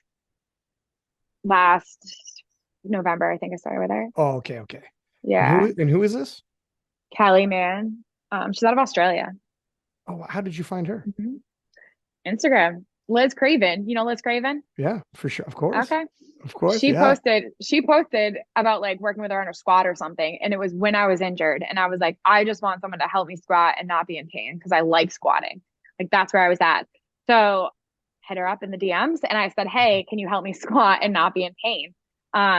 So that's kind of how I started, like just doing Zoom sessions with her, not powerlifting, still doing other stuff. And then eventually I was like, so there's a meet in 6 weeks. Like, will you coach me? And I was like, I'm not committing to anything after these 6 weeks. If I enjoy the meet in 6 weeks and I have fun, then I'll likely keep going. But like, don't put pressure on me to keep going. Right. I was like, I'll know, you know? And so I was expecting to PR my total, but I did PR my total that meet. And then the train just kind of took off from there. Holy smokes. I mean, Yeah. you never know what's going to instigate these changes and what could be around the corner, right? This is Yeah. obviously everything's gone well looking back at this. Yeah. So it's like kind of really cool because now it's been a full year. We've figured out like programming wise what works best for me. We've changed a lot of my technique on things. So like I'm a much more skilled powerlifter rather than just being really freaking strong, you know? Because I feel like people always think I'm built to powerlift because I'm short, but like I'm not. That's just I'm a built nice to way of saying bench. you're I'm short. built to bench. I used to be built to bench. Yeah, it's a nice way of saying you're short. But I'm not. So, you know, some things we had to change up a little bit technically, and it's really helped me be able to lift more weight, which is cool. And I don't know, it's exciting because now I look forward to like the next training cycle and like the future. Cause I'm like, I don't know what the numbers are necessarily going to be, but like I know they're going to be higher than they are now. You know, and you can just like feel the momentum rolling, you know, like my squat feels back on, you know, I'm like, ah, this is cool. Like we're finally gonna get to this 200 kilogram milestone sometime soon, you know, like it's Right. going to happen. Like that's been on my bucket list. That 200 kilogram deadlift was on my bucket list, and now I'm like, fuck it, I want 220. I did last long. We're going all in, right? Like, but it's like once you start to feel good training, then you're like, I can do these things I once thought were like was insane. I never thought I'd be able to deadlift 200 kilos. If you look at my deadlift history, I was basically stuck at the same weight for 4 years, up and down and up and down. 170, 175, 185, 175, 187, 170. And it was like I couldn't crack the code. So it's like sometimes once you figure these things out, it's amazing. And it's not necessarily effort, you know, like I've always been a very high effort individual, but it's being a better athlete and finding out what works for you. And I'm lucky that like now Kelly, who I work with, she's very much willing to do that. And I think at first, when I first started working with her, I was probably the worst client she had because I just wanted her to give me a program and I wanted to do it. So I was not ready to like commit that much emotionally to powerlifting. So I didn't want to be that involved. And then over time, I've kind of like come back and like the fire has grown again and I've gotten much more involved in it. And I think it's shown in kind of the results over time. Isn't that wild that like in your mid 30s, having powerlifted, made it to the world's 6 years in the game, and you're making massive technical changes that have impacted your lifts like this? Yeah. You know, it makes people listening be Yeah. like, do you have a coach that you work with technique with? You know, some people listen and they probably don't. They're like, I don't like, when's the last time you had conversations with your coach about technique? Some people listening be like, kind of don't. It's Never. like, but because I'm really strong. Wow. Right. Meg Scanlon was really strong too, breaking world records, Yeah. and found out like years after that was like, I got some work to do technically. I'm Right. leaving kilos on the table. Yeah. So like as an athlete, throughout all the things I'd done, my biggest strength was always being an athlete. Like that was it. Like there was nothing special. I was a very hard worker. I would always be one of the hardest workers, and I would always be one of the best athletes. Skill wise, never one of the best, right? Could you find a sport better for me? Put some weight on the bar, lift it. All right, sure. I'm strong and I'm going to figure it out because I'm going to work hard. So I never really necessarily worked on my technique, right? It just kind of was what it was until more recently, when I worked on like the skill of powerlifting, like how am I going to move more weight? And at the time, I think it was an easy buy-in for me. So I was like, if I improve my technique, I'm going to lift more weight. And maybe I'm at a point where I'm not going to get stronger. Like maybe that's tapped out for me, but I can go over here and change this and lift some more kilos. Over time, I've realized I can get stronger, but I can also change my technique and add more kilos to my lifts. And here we are, 537 and a half. Yeah. Yeah. Where are we going with it? Okay, first off, before we get to where we're going, have you been, obviously you must have been paying attention, seeing the Sheffield invites and everything. Were you telling yourself, I might get a Sheffield invite? Were expectations of this, or what were you thinking about that? I had zero expectations. It was one of those things where like, it would be nice, but like I have zero expectations. I'm a very realistic person, like super realistic. Does everyone have a hope in their back pocket that SBD is going to call them up and be like, hey, you want to go to Sheffield, Ryan? I was hoping myself. Yeah. I haven't lifted in 3 years. The answer is absolutely. If anyone drops out, SBD, call me. I'm free. No, I'm just kidding. Well, you know what? I mean, that's a conversation. Like for real, people get injured all the time. Sure. That's true. Would you go to Sheffield injured? I probably would not. Well, that's true too. Yeah, that's true too. But yeah, so yeah. Again, I shot myself in the foot with that one at Worlds, so it's my own fault, really. Yeah, I mean, you can't look back and beat yourself up. But if you were like, no. If if I did 537 then, but like you said, it is what it is. Oh, it wasn't there. Yeah, that wasn't there then. Sheffield's not going anywhere. It's going to be there every single year. So then looking ahead, well, first off, I'm assuming you're going to be watching then. Yeah, for sure. Oh, definitely. Yeah. It looks stacked. It looks crazy stacked. Yeah. With Leah Babla going as a 69, I think we got an open. I think it's pretty much open as a 63 though. I know there's one more wild card to be announced, but nevertheless, it's going to be because they're trying to do a lot of head-to-head action. But moving forward, what are your goals then? Obviously, you got to go through PA Nats. Are you looking to make a statement there, go all out? Is there some numbers you want to particularly hit? And then looking forward, you're going to be a heavy favorite to win PA Nats, unless there's Arian, is there someone do we have a close battles of PA Nats? Do you know, Meg? I think you're a pretty big favorite. Of course I know. No? I'm just kidding. I was going to say, you're like, oh, I knew a long time. Because you would be a pretty big favorite at this point, no? Unless someone pops up. I think the next total is like 475-ish. Yeah, I was going to say, last I checked, there was like 3 other lifters and no one was particularly close. Looks like, 1, 2, 3, 4 lifters total. And to the point of 475 would make her a 0.5 percenter in the world. Right. Just for comparison, this poor girl is going to be like, well, fuck, man, I'm going to get killed by Meg Scanlon. Yeah, but you're like a 0.5 percenter in the world, love. You're doing fine. Right? But yeah, so are you thinking you're going to go all out then on this and test things out, or? I don't think I'll go all out. I mean, I'm kind of thinking about it as like a really heavy training day, like I don't necessarily want to go RP and RP 10, and really, you're going to hold back? I mean, not hold back, but like a heavy training day, like in December, like those lifts were heavy, but like I probably could have lifted a little bit more. That's the thing. It looked like you could have, which was, Sometimes you can't tell. Sometimes powerlifters, Yeah. when they're in the groove, it looks like that, but it's Yeah. not like, because it So was so heavy. because it wasn't, it's like, one of those things where I wanted to do a meet. It was the only meet. It was in December, like not perfect timing in terms of like nationals is in February type of deal. So it was one of the deals. I was like, I'll just take it as a heavy training day. Like we can build it in as a heavy training day, but we're gonna go all out on bench. And then I screwed that one up, but whatever. Yeah, so it's similar to that. You know what I mean? We're like, we're taking lifts that are hard but certain type of deal. I don't know. I might go crazy on deadlift depending if they feel like they're gonna pop or not. But mainly just because like deadlifts have been kind of like cruising along. So I want to pull something heavy. The minimum total Ryan is 518.5, so you're gonna get at least that much out of her. Yeah, you'll get that. 518.5. Yeah, you should easily hit that. You can get that. I actually calculated. I was like, all right, what would how much could I bench and hit that total? I worked backwards. Really? Of course. Bases off the bench. I was like, what can I bench? Like, I was like, yeah, of course. But then I was like, all right, I don't need to worry about You're that. like, I was know. like, what can I bench with my feet up, my eyes closed, just in case I really need depth? And then I was like, all right, this is dumb.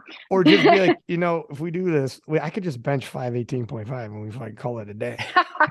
If I do this in one lift, is that okay? Is that legal? Right.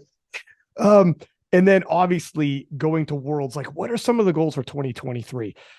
You hitting 537.5 was a pretty big statement. We don't know what's going to necessarily happen with Leah Bavola in the future, but if she goes 67 or 69 for here on out, and you and Carola Gara, whether Carola stays or not, you guys are getting close.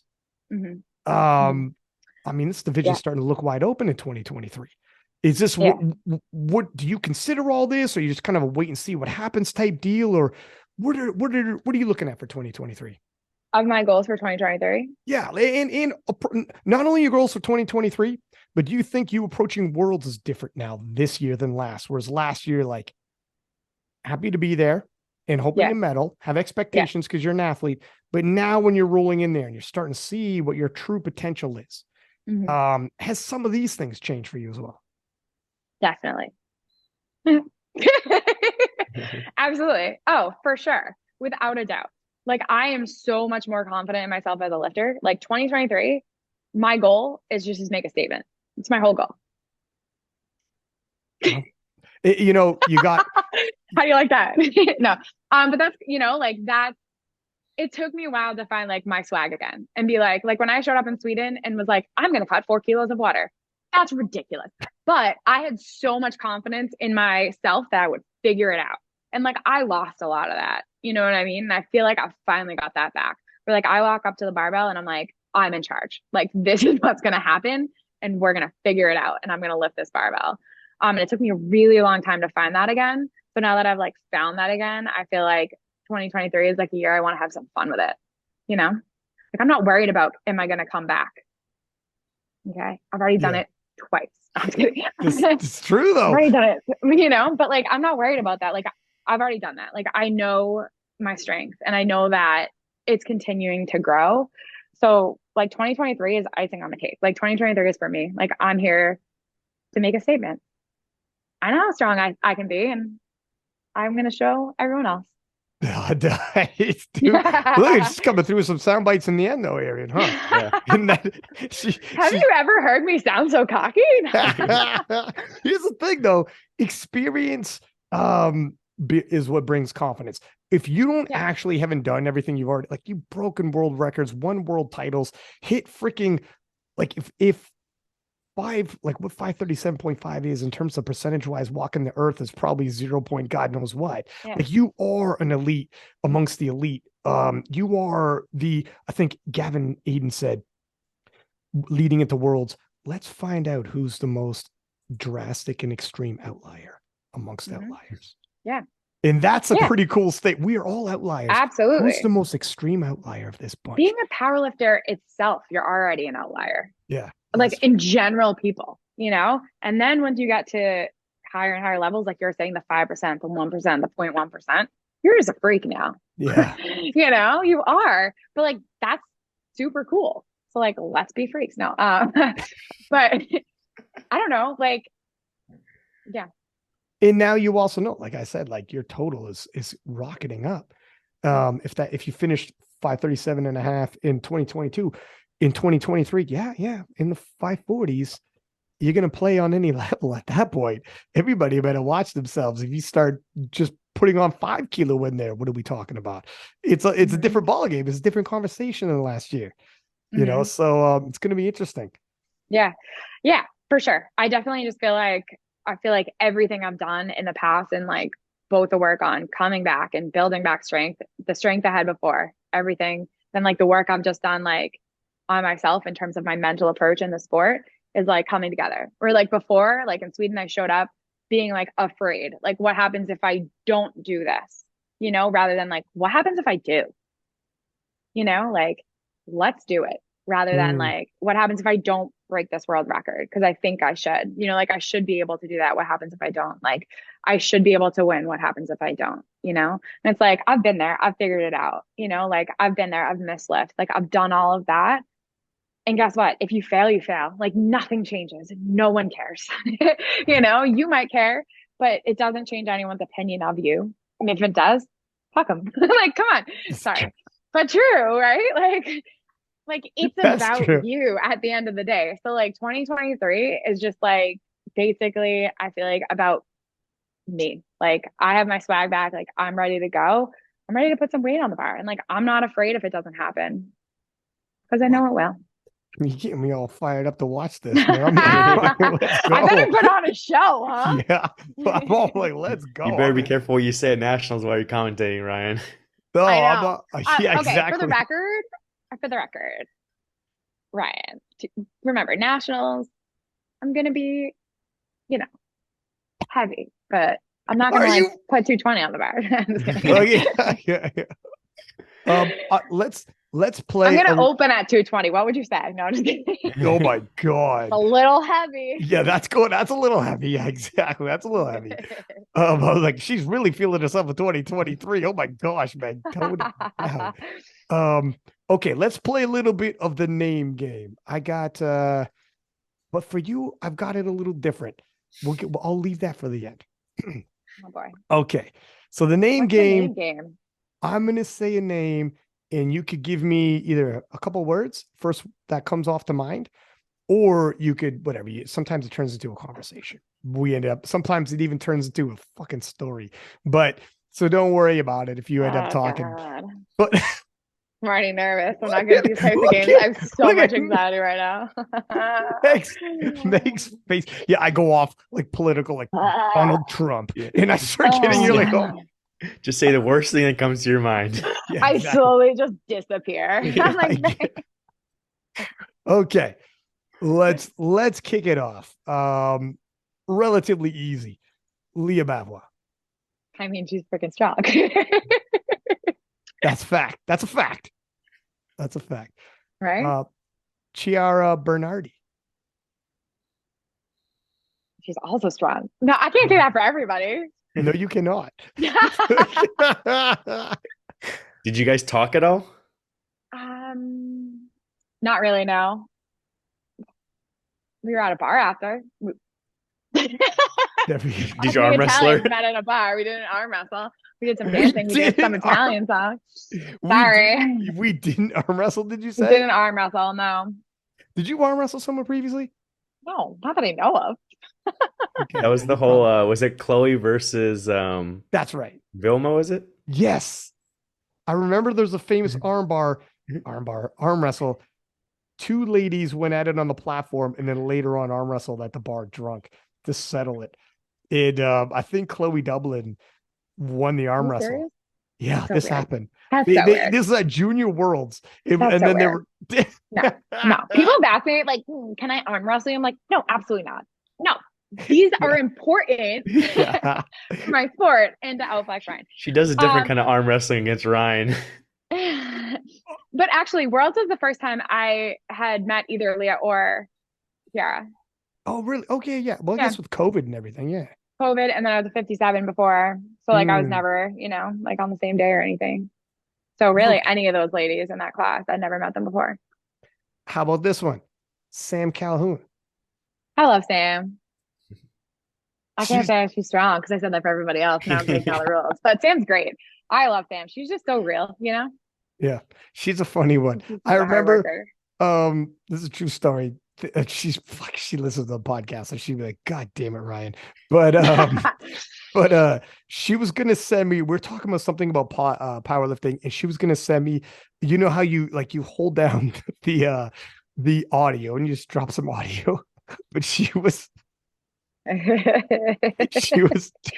driving, so she like videoed and just sent me a video clip, but she was but it was like the floor of her car while driving. Oh my I could hear her God. voice. I was like, Sam, why don't you just give me an audio? What are you doing? She's so That's funny. so funny. And then she took My very first nationals, Sam, I competed at 63, my very first nationals, and Sam was there. I was so intimidated by Sam. She was doing a full dynamic warm up in the warm up room. Full dynamic warm up. She doesn't do it anymore. But I was like, what is this girl doing? High knees and freaking sprints here. What? Are you serious? She's so athletic. No, she's super athletic. But yeah, I was so intimidated. I was like, I'm not prepared for this. I know. It's crazy when you see And then that. I got to know her, and then I was like, oh, okay, she's cool. Whole dynamic warm up. She's like, I just want everybody to know I need some room. Okay, Yeah. I'm gonna need this next 50 feet straight ahead because I'm Yeah. about to cross it in like 2 seconds. Okay. Yeah. Yeah. That's like that's like Delaney Wallace in the 83s. I was chilling in the warm-up room with him, and freaking he popped in his earphones. And Delaney's like the nicest guy you ever met in your life. Like this dude, but when people come on the podcast and we talk about Delaney Wallace, like Russ came on, they're like teammates through Joe, and he's like, he's too nice. Like seriously, he's too nice. Joe Taylor's like close to him. Gavin, like the guy's too nice. He's such a fucking nice guy. When if people like not competitively talk it, but if someone's like talking shit about Delaney on a like a personal level, like I met Delaney, he's an asshole, they'd be like, I don't think you met Delaney. Right. Like, I think you're lying. If it's like competitors talk shit, whatever. Sure. I mean, no, but seriously, he's such a nice guy. But anyways, he was in the back room in the warm-up room at Worlds, put on his headphones, and all of a sudden, like the switch turned. I could tell his voice, and I was like, we were talking, and I was just about to turn over, and it was Delaney that I'm used to. I'll turn over, say something. He has headphones on, and I could tell the switch had turns like, holy shit, something. This guy's whole demeanor change. And then I shit you not. So he just started doing like that dynamic warm up shit, making himself known back there. And my man, we were in the mid, because you're at South Africa. It's a long warm up room. I mean, like a football field long back there. And we were like in the midpoint. My man did like 3 bounces, like boom, boom, boom, and was on the other side of the fucking curtain. And I was like, where did the lady go, man? Like, who is this guy? He's like part of the boys or some kind of like freaking a superhero or something. He's crazy athletic. Yeah. And then bounced back around the other way like 2 seconds later. I'm like, dude, you just covered this whole arena in like 3 seconds with 4 bounces. Like, it's crazy how athletic. It was crazy. I might be exaggerating, but they're so crazy athletic. But anyways, told you can get into stories. All right. Let me get back to the main game. That's partially my fault. Carola Gara. I've never met her. I've met her. She's nice. She's like, you could say whatever though. Big bench. Let me throw your ball. Oh, she has a huge bench. Massive bench. I remember bench. I think it's impressive. I think I think people don't appreciate it as much when because they don't understand like when people go back and forth between equipped and raw. Like to be that strong and to be able to perform in both, and she was doing pretty frequently before she started getting hurt. Like that's really impressive. Not many people can do that. No, it's very difficult. And I remember when Jem Thompson, like she's obviously still killing it for bench, but we were like, no one will ever catch up to Jen Thompson. I know. And then Carola Gara started catching up, and we're like, what the hell? Well, not for nothing. I feel like you get to certain boundaries and people are like, oh, like this is it. This is the limit. Like 500 kilos used to be that for 63 class, right? Like who's going to break 500? And it took forever. And then finally, it happened. And then it's like, all right, Leah's at 550. It's like she's doing the impossible. And I feel like Jen Thompson's bench was like the impossible. And then all of a sudden it was like Carola was like chipping, and then finally did it. It's like there's always someone that has to do the impossible for other people. Like, oh wait, maybe we can do this. Yeah. Maybe it's not as impossible as we thought. It makes us completely reevaluate what's possible. Yeah. Okay, let me get another one here. Iris Schulten from the Netherlands. She's very nice. You did meet her and talk to her? Very little, but like she's very nice. Yeah, these are all competitors you're going to be getting. The European champ. I know. No, these are all terrible things. I mean, it is hard because like, did I meet them? Yeah, but like, I talked to them very briefly, Sure. But they were all very, very nice. Yeah. And you'll be competing against them more than She's likely. super jacked. Actually, wait a minute, Can we Arian. talk about how jacked Iris is for a second? Is she really jacked? Yeah, no, she is jacked. So lean and jacked. No, sorry. Yeah. Yes, she is. Yeah. Yes. No, she's jacked. But Arian, did she move up to 69? Am I crazy? I think she was maybe testing it out. I don't know if she's gonna go fully. I mean, I've talked to some other lifters too that have been like podium at Worlds, like thinking about should I move up a weight class, but like kind of like how Meg had said earlier, it's like a big commitment because you're like don't know how much your total is gonna jump. So they compare their lower weight class total and be like, oh, I'm no longer competitive. So she did 65.4 kilos at the Girl Power meet. So I don't know if she's committing to it or if she was like testing it out first. I thought it's hard too because it's not usually immediate. Like you might get a little bump immediately, but like you got to build muscle and gain some strength. Right. Yeah, I thought I read somewhere that she was moving up. It's tough though when you, like Arian said, when you get success at a weight class, you're like, fuck, do I move up? And like Arian said, you're looking at your numbers, you look at the weight class up, the numbers are intimidating. But then like obviously look at you were doing 470 range as a 57. Now you're 537 and a half. And it's like, no, your total will come with like it doesn't always though, but it can. It doesn't. But I think if you're someone that's like incredibly lean, the odds are you're probably going to gain more muscle mass and it's probably going to catch up eventually. She's relatively tall, no? Like relatively speaking, if I remember correctly. Yeah. Mm-hmm. Yeah. Like it surprised me how tall she was. It surprised me how tall Leah was. I didn't know Leah was so tall. Like some people you just don't know how tall they are on social media. People think I'm tall, like because I'm usually like standing there by myself squatting. And they meet me and they're like, oh, I thought you were a lot bigger. And I'm like, sorry to disappoint, So I was surprised how tall they were. Yeah, Leah's actually pretty tall for a 63 as well, but she can moonlight as a 69. We'll see what happens with Leah. But yeah, it's funny in powerlifting, like I'm 5'9", but in powerlifting, I'm freaking like, giant. I'm a giant. When I was at 57, I was like, wow, I am so tall. Yeah, it's wild. It's but there are people who can make it work who are like taller. It's you don't have to like be super duper filled out either.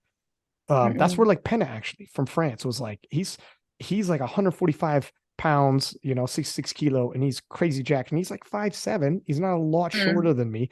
So and he was saying like when he was coming up, he was like, man, there's no way at my height, I'm gonna be able to fill out enough to be competitive. And then you can make it work. It doesn't always work out like that. Right. Arian, do you happen to have a couple names? I got a couple more things I want to throw your way. I was trying to think of what names. I was seeing like maybe there's American lifters that Meg would know more. I don't know how well she knows her teammate Brittany Saplicki. Oh, I love Brittany. There's some more. Give us a. She's a bitch. Oh, she's awful. No, love her. Love she's her husband. awful. They're both super nice. Her husband's super nice too. They actually came up. I ran a meet up near me and last October, and they both came up and she competed in Powerlifting America. I mean, it was great to see her because I haven't seen her for a while. But it's funny. I feel like we used to go back and forth at 57 a little bit. But it's just like someone like Sam, like you have so much respect for because you know what they're doing. You know what I mean? And her and her husband, like I've shared a warm-up platform with them several times at different meets, and they're both like great people. So I'm excited. She actually started working with the coach that I'm working with now. Oh, no kidding. Yeah. So I'm really excited to see what they can do, over time. So do you know what is she what weight class is she going then in the future? Does she even know? I think she's gonna go 63, which is kind of why she like wanted to like give herself some time, which is smart, and like I think if you go up a weight class, you either have to be very realistic, right? Like initially how much your total is gonna go up, or just take some time, there's nothing wrong with either. Yeah, for sure. I mean, But and she's young. She's got tons of future in front of her. I had her on a podcast. She's super funny and nice too. She'll do yeah, well. yeah. All right. Did you have another one? I think one came to mind for me, and you go ahead. How Though. about Chrissy Parachi? That was the one. She's a good Let's shit. go. Chrissy's good shit. So I'm starting to make Chrissy train with me. I'm like, listen, we live super close. And What? it's funny. Yeah, she lives right down the street from me. But when we were both 57s, we were not friends. I went to the gym. Yeah, no. I went to the gym she trains out of one time, and I was like, this girl's eyeing me down. I'm like, what the hell? What did I do to this chick? Yeah, no kidding. Yeah. But yeah, our mindsets are just too similar. You know what I mean? But yeah, she's great. She came over to the garage the other week. I'm glad that she's finally back from all of her surgeries and finally, getting a chance to train and make some gains. But she's a good shit. She's had sorry, were you gonna drop I was gonna expand on this. I was just gonna say now you can maybe see some fun videos with Meg and Chrissy, kind of like Taylor and Delaney up in New York. That'd be awesome. I know. Well, I was like, you know what we should do? We should go to a bodybuilding gym and like let's just get a sick pump. Oh, you guys Right? are jacked. That's That's our gonna video, humble people. Right?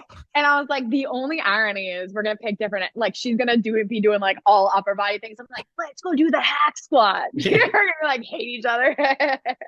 Yeah, you guys will be upper lower body day. Will be Yeah. crazy. She's got a hell of a comeback story as well. She's like multiple surgeries on her knees and whatnot. It is crazy that she's here doing what she's doing. I had her on the podcast and I forget how many, Arian, on that podcast, I can't remember. This is a while ago, but I think she's had like 7 knee surgeries, like real ones. Like, Yeah. You'll never do this again type of talks. Come back, win another USAPL title. Yeah. And if I'm not mistaken, she's never been to IPF Worlds, right? No, she won COVID year. That's and right. Then she won after the separation. That's what's tough. Like, so yeah, her going PA, it's nice. And she can make, get the ground underneath her feet and see what happens, right? Make a push. Because it's a shame that she never got that world's experience. Like, I don't got to tell you. I know. She's relentless though. She'll make it happen one way or another. You know what I mean? It's just, it is a key in the sport. Like you have to be healthy long enough to make some gains and build some momentum. It's huge. And, but she's so freaking, it's crazy how many times she's come back and is right back. I know. You guys are both like the comeback kids. You guys got a lot of just don't give up. Maybe that's something to do with Massachusetts. We're just dumb enough not to give it up. Just don't give up. That's it.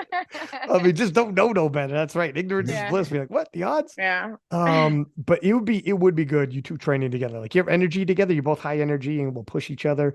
You got all these guys. You guys will probably have some major like training sessions. And if you put out some videos, like Delaney and Taylor and Gavin and them, who knows? I know. They all started training together after Worlds, right? I think so. Basically, I think, right? Yeah. They're the New York crew. You guys are the Boston crew. That's right. That's right. Got to make a new thing. Do you got another one, Arian? No. Okay. This is going to be a little different then. All right. Oh gosh. Same theme in terms of you give me a couple words, first word that comes to mind. Or we could do what we're doing and start talking. But you just toss out there and you could take a minute. You give yourself a minute. I think it's gonna be hard the way you're describing. Yeah. 2019 Worlds.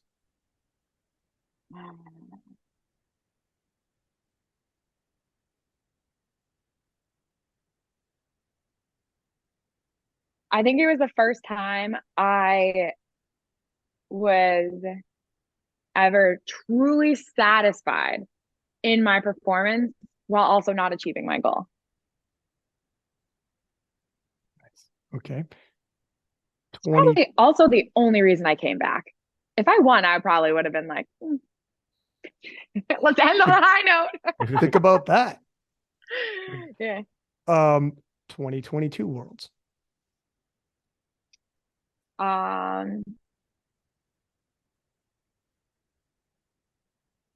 2022 Worlds, I think just proved to me that I could do it. And yeah, you could probably wrap up 2022 all year with that. The whole year is probably a big. Yeah. I mean, listen, there's a huge uncertainty after you have children. Like, even after I felt strong, like in terms of distrust, if you will, in my body, especially squatting, like I didn't know if I was going to be able to do it again in the way that I wanted to, in the way that I could load the bar up and say, let's go, and not have like a second thought in my mind. How about this one? 2023 Worlds. Fuck yeah, let's go. Oh, I got one more name for you. Arian Khamesi. You go.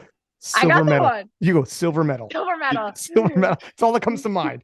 I can't. It's definitely the fanny pack. It's for sure the fanny pack. What? Did Arian have a fanny pack? Did he have a fanny? You don't still wear that? Do you? We got to talk. Did you retire your fanny? I retired. I tell people, now, we're professional powerlifters, and I'm a pro coach. I can't be going around with a purple fanny pack. Oh, I'm going to bring a fanny pack for you to nationals because that can't be retired. It was like, yeah, no, you can't retire that. That was like your signature look. Did you have like snacks in there? There's probably like granola bars, snacks and baby powder and juice, probably hydration like packets, and look, it's right here. I knew we didn't retire it. Put it on for the rest of the episode. Yeah, man. It's not retired. It's on. You just can't see it. Okay, there we go. I have to give Arian some props here. He was rocking this fanny pack before fanny packs came back in fashion, really. I remember showing up completely drained of my energies in 2019. I was like, that's a fanny pack that you're wearing? One of my lifters bought it for me, and so she bought like the shiny purple whatever one, and then one of my former lifters saw me on the live stream with it, so he bought the same one and got my name on there as well and sent it to me. He goes, "Oh, now you have to wear this one." That's so funny. You have to Was it Natalie? Was it Natalie? The first guy, no, it's no, it's my lifter from Canada, Joanna Reber. Ryan knows her. Yeah, okay. Yeah. Dude, you got to rock that fanny pack again. Then I didn't know this was a history. I didn't know this was like. And now they're cool. Yeah, I mean Joe Rogan wears one. I don't know. Take that for what it is. I guess wear a lot fanny. Do you wear fanny packs too? I don't. Absolutely. I'm not confident enough. I wear it across though. I don't wear it around my waist. See, that's more like gangster Rambo style. That's like Delaney has his little manly satchel. I had a manly satchel. Fuck, that's you're so selling. You know what is really good though? Traveling. Now I just sound like him, mom. But traveling, there's nothing just like being like, yeah. You know, look like such a professional. If I wear like two like X's across the chest like I'm a fucking military guy, it almost looks badass. It almost looks like, all right, well, okay. But I heard actually Joe Rogan talking on a podcast about fanny packs, and some dude was rocking a fanny pack like Delaney, which fucking is Delaney's like a cool dude. He's gonna look cool anyways. But Joe Rogan was like, "You fucking coward! Put that on your hip like it's supposed to be. Don't try. You're a coward." He's like, "I know what you're trying to do." I was gonna say the downside for me is I'm already a little bit overweight, so when you wear the fanny pack around the waist, it just makes it even worse. So in the live stream, it's just like my belly sticking out in the coach's box. Hang on, it's like, but my man, you might have noticed, Meg has lost some weight, man. How much weight you lost? Oh, you lifted again too, right? Yeah. A little bit. I mean, my back's bothering me, so I got my my PTs giving me rehab work. But I mean, I got up to like somewhere between 100, 102 kilos, and now I'm down to like 88 kilos, something like that. Huge drop, dude. Getting ready for Malta, baby. Everyone's shredding for Malta. Get Shred City, man. I'm going 57. Doing some. Ryan, I've been doing some curls and tricep extensions at home, so get ready. Brian's on the Malta diet. Everyone's on the Malta diet. It's the Malta diet. Yeah, Malta looks absolutely amazing though. It looks gorgeous. I've been to. It's essentially like it's on the southern parts of Italy. I did like a little bit of research, but I freaking love like going on vacations to places like ancient civilizations, buildings, and you see that and part of like the Roman Empire, and like I'm like, oh hell yeah. I know commentating, man, it's super tough, but you like to get some time away. But even in South Africa, I remember they were like Ryan, you have to go on a safari. Like, I don't got Mhm. time, man. I'm not sleeping well. I can't fucking sleep. I get so like, I'm such a, like, my energy's high in my day to day. When I'm at an event, my energy is so freaking high. Just like I can go 3 days with no sleep. I just lay in bed and look at the ceiling. And then I'm like, I got to sleep in, guys. And they're like, no, no, we're giving you the morning off. And you're going on a safari. And I'm like, fuck it, let's go. So at some point, they're gonna give me like a morning or afternoon or one of those off. And I gotta go into like check out Malta looks amazing. Mhm. I don't know. And this is one of the best parts of worlds. You just end up on trips with people. Like freaking me, Gavin, Delaney, Arian, you were there with ziplining Yeah. off the side of a fucking mountain. I don't know. Yeah. That was the worst idea ever. I was just like, yeah, let's go. Like, when you're like all together in the resort and you're like, yeah, I'm down for whatever, Yeah. I don't care. Then when we And then got you to get there. I'm like, I was like for real anxiety. I'm like afraid of heights. I'm like, why did I say yes to this? Me and Arian went down together, like arm in arm. We were the first ones. They're like, who wants to go first? We're like, all right, we'll go first. I'm Because like, Gavin and fuck it. Delaney were freaking out. This is like, no, Delaney looked, the expression on his face, what Whose gave me, idea was this? I had Maybe Rory, I think. probably Rory. Yeah, Rory went. And like Gavin didn't really want to come, and we convinced him. Oh, that's Dude, so funny. I was like for real anxiety, like a real anxiety. And then I saw the look on Delaney's face, and I was like, all of a sudden, I felt braver. I was like, I'm not as scared as this guy right now. He couldn't, when you're like super anxiety, but you could fake it. My Yeah. man was so anxiety he couldn't Oh fake it my though. He couldn't even be God. cool. And Delaney's as cool gets, and Yeah. he could not. Like you could tell he was wearing it, and I was like, holy shit! Like That's hilarious. and they make you go head first down. Like, oh my God, fuck it. It's Oh, weird to a certain extent. Like, I might die, but whatever. I was gonna say it Yeah. was like the whole build-up, like going up the mountain in the car, and then you park, and then you have to walk upstairs even further up, and then they're like, "Oh, you go two at a time, but there's a weight limit, so we have to weigh all you." So they're weighing all of us and writing on our wrist our body weights to match us up. And so like me and Ryan, like, okay, we match up. Then they're putting you in all this gear, and then they put you horizontal, and they put like a little, I don't know, a rudder or whatever you call in the back to keep you from like, not spinning around.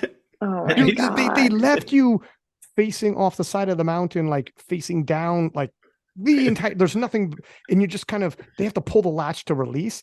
But Yeah. it felt like fellas, just release, man. Just let me go. If I'm gonna die, let me die. This is Right. you're playing with your food right now. This is like being in front of a firing squad, and the one guy's, let me get my fucking bullet in there. It's like, dude, just shoot the goddamn gun, man. I'm Right. gonna die in here. Let's get this over with. Yeah, let's go already. Yeah. But anyways, yeah, so Malta, guys. I heard there's zip lines in Malta. No, yeah, exactly. Let's do some crazy. parasailing, maybe. Probably. I was gonna say they have the meet website up, and they already have like some kind of event like going on a boat, like the IPF, like after party, whatever, on a boat and stuff. So they already have something set up in case people want to do as a group. But yeah, there seems to be other things that people can do. It's a little bit expensive, but still gonna be worth it. Dog, that IPF after party's on a boat? Is this Yeah. like are we partying on a fucking yacht? Like Conor Wait, like is McGregor's the yacht? banquet on a boat? That'd be the I don't know if it's the sickest. banquet. I think it's like they're just trying to have an event, or like especially for North Americans when we go, the country will give you different like touristy things you can do, and they'll help set it up for you and everything. Even for like Canadian nationals, sometimes the meet director would do it. So here they set it up. I'm trying to look it up right now. Yeah, it's an island cruise, and it's like some big yacht or whatever that you go on.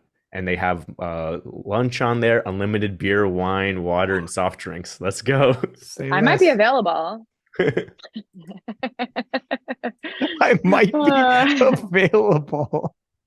Yeah, we'll everyone keep that in mind.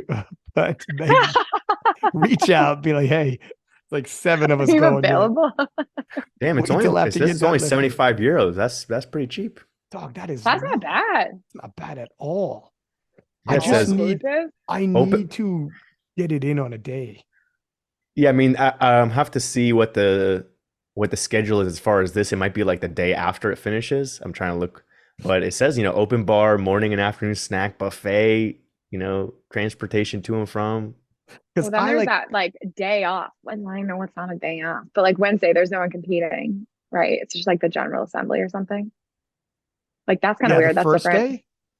No, it's like in the middle of the week, I think. At Oh, least how they really? originally had it set up. I don't know Wow. if it's still the same. Yeah, I'm trying to look at the I have to check that schedule out. real See, quick. usually, like for instance, if I get like the morning off, I'm doing something like the safari deal where I'm not drinking. Yeah. But Right. if I get like because when I showed up, I was on your 24 hours. I was like, yeah, fuck. When I showed up, I was on Eurosport. I hadn't slept yet. I was like, fucking, let's go. And it's like, Yeah. whatever. They're like, Ryan, you got to be like, you know, on because it's like 8 million people and we're trying to impress Eurosport. But if it's like No you get pressure. no pressure, you're not showing up Yeah. drunk then, that's for sure. But It look if I get an afternoon off, go ahead, eh? Yeah, I was gonna say it might work for you because it looks like the schedule on the website is 3 days of lifting and then Wednesdays off for the assembly and then 4 days of lifting. And it looks like during that day off for the assemblies also when this little cruise Go thing is. Are you cruise. kidding me? This cruise is the I day. lived on Tuesday. Yeah, she lifts Tuesday night, so boom, she's ready to go. Most this is just totally fell into our laps. Uh, Freaking the cruise is on the day of that assembly, and that's in the middle. This is perfect. You know how many freaking people might show? Like, I feel bad for everybody on the second half of Worlds, yeah. but everyone on the first half is going to come back with the craziest of stories and have an amazing time. The everyone second half gets the banquet for the people who don't stay True. all the way through. You know, the second half you can party true, the but banquet.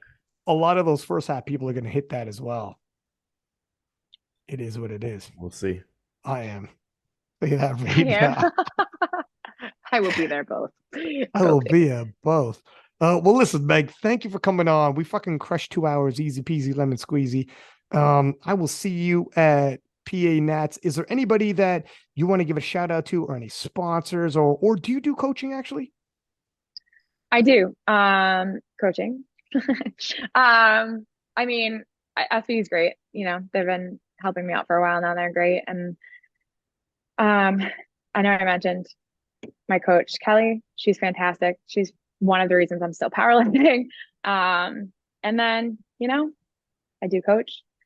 How do people get a hold of you if A they Meg want you for Scan coaching? Lift on everything. Meg Scan Lift all the way across the board. My website, my Instagram, my actual legal name. I'm just kidding. Imagine. It's not my legal name. Yeah. Perfect. All right. I Well, got. thank you very much. Thank We'll you. see you in oh yeah, let me also say, I said I was gonna say this. I should have said at the hop area. Next podcast, I'll say it at the top. Oh God. No, it's nothing to do with this. Sometimes Like, you make me nervous. I'm like, no, it's what is gonna nothing come like out of his mouth? I know. And we have someone joining. No, it's all of a sudden Sam Calhoun's on here. She wants to talk to you about. No, I was going to talk about. I just want to drop for anybody who's interested in Sheffield. There is spdapparel.com/pages/Sheffield, or just go to the spd.com. You're going to find it and get all of your SPD Sheffield information, including like ticket information, the latest roster, etc. You giving SPD a shout out reminded me, Megs. But next time, Arian, let's try to do this at the hop. I said it's gonna, I forgot. And anybody listening, please do subscribe on whatever platform you're listening to us on. Give us high ratings. It is appreciated. And until next time, 6-pack Lapadat. 6 up when we are out.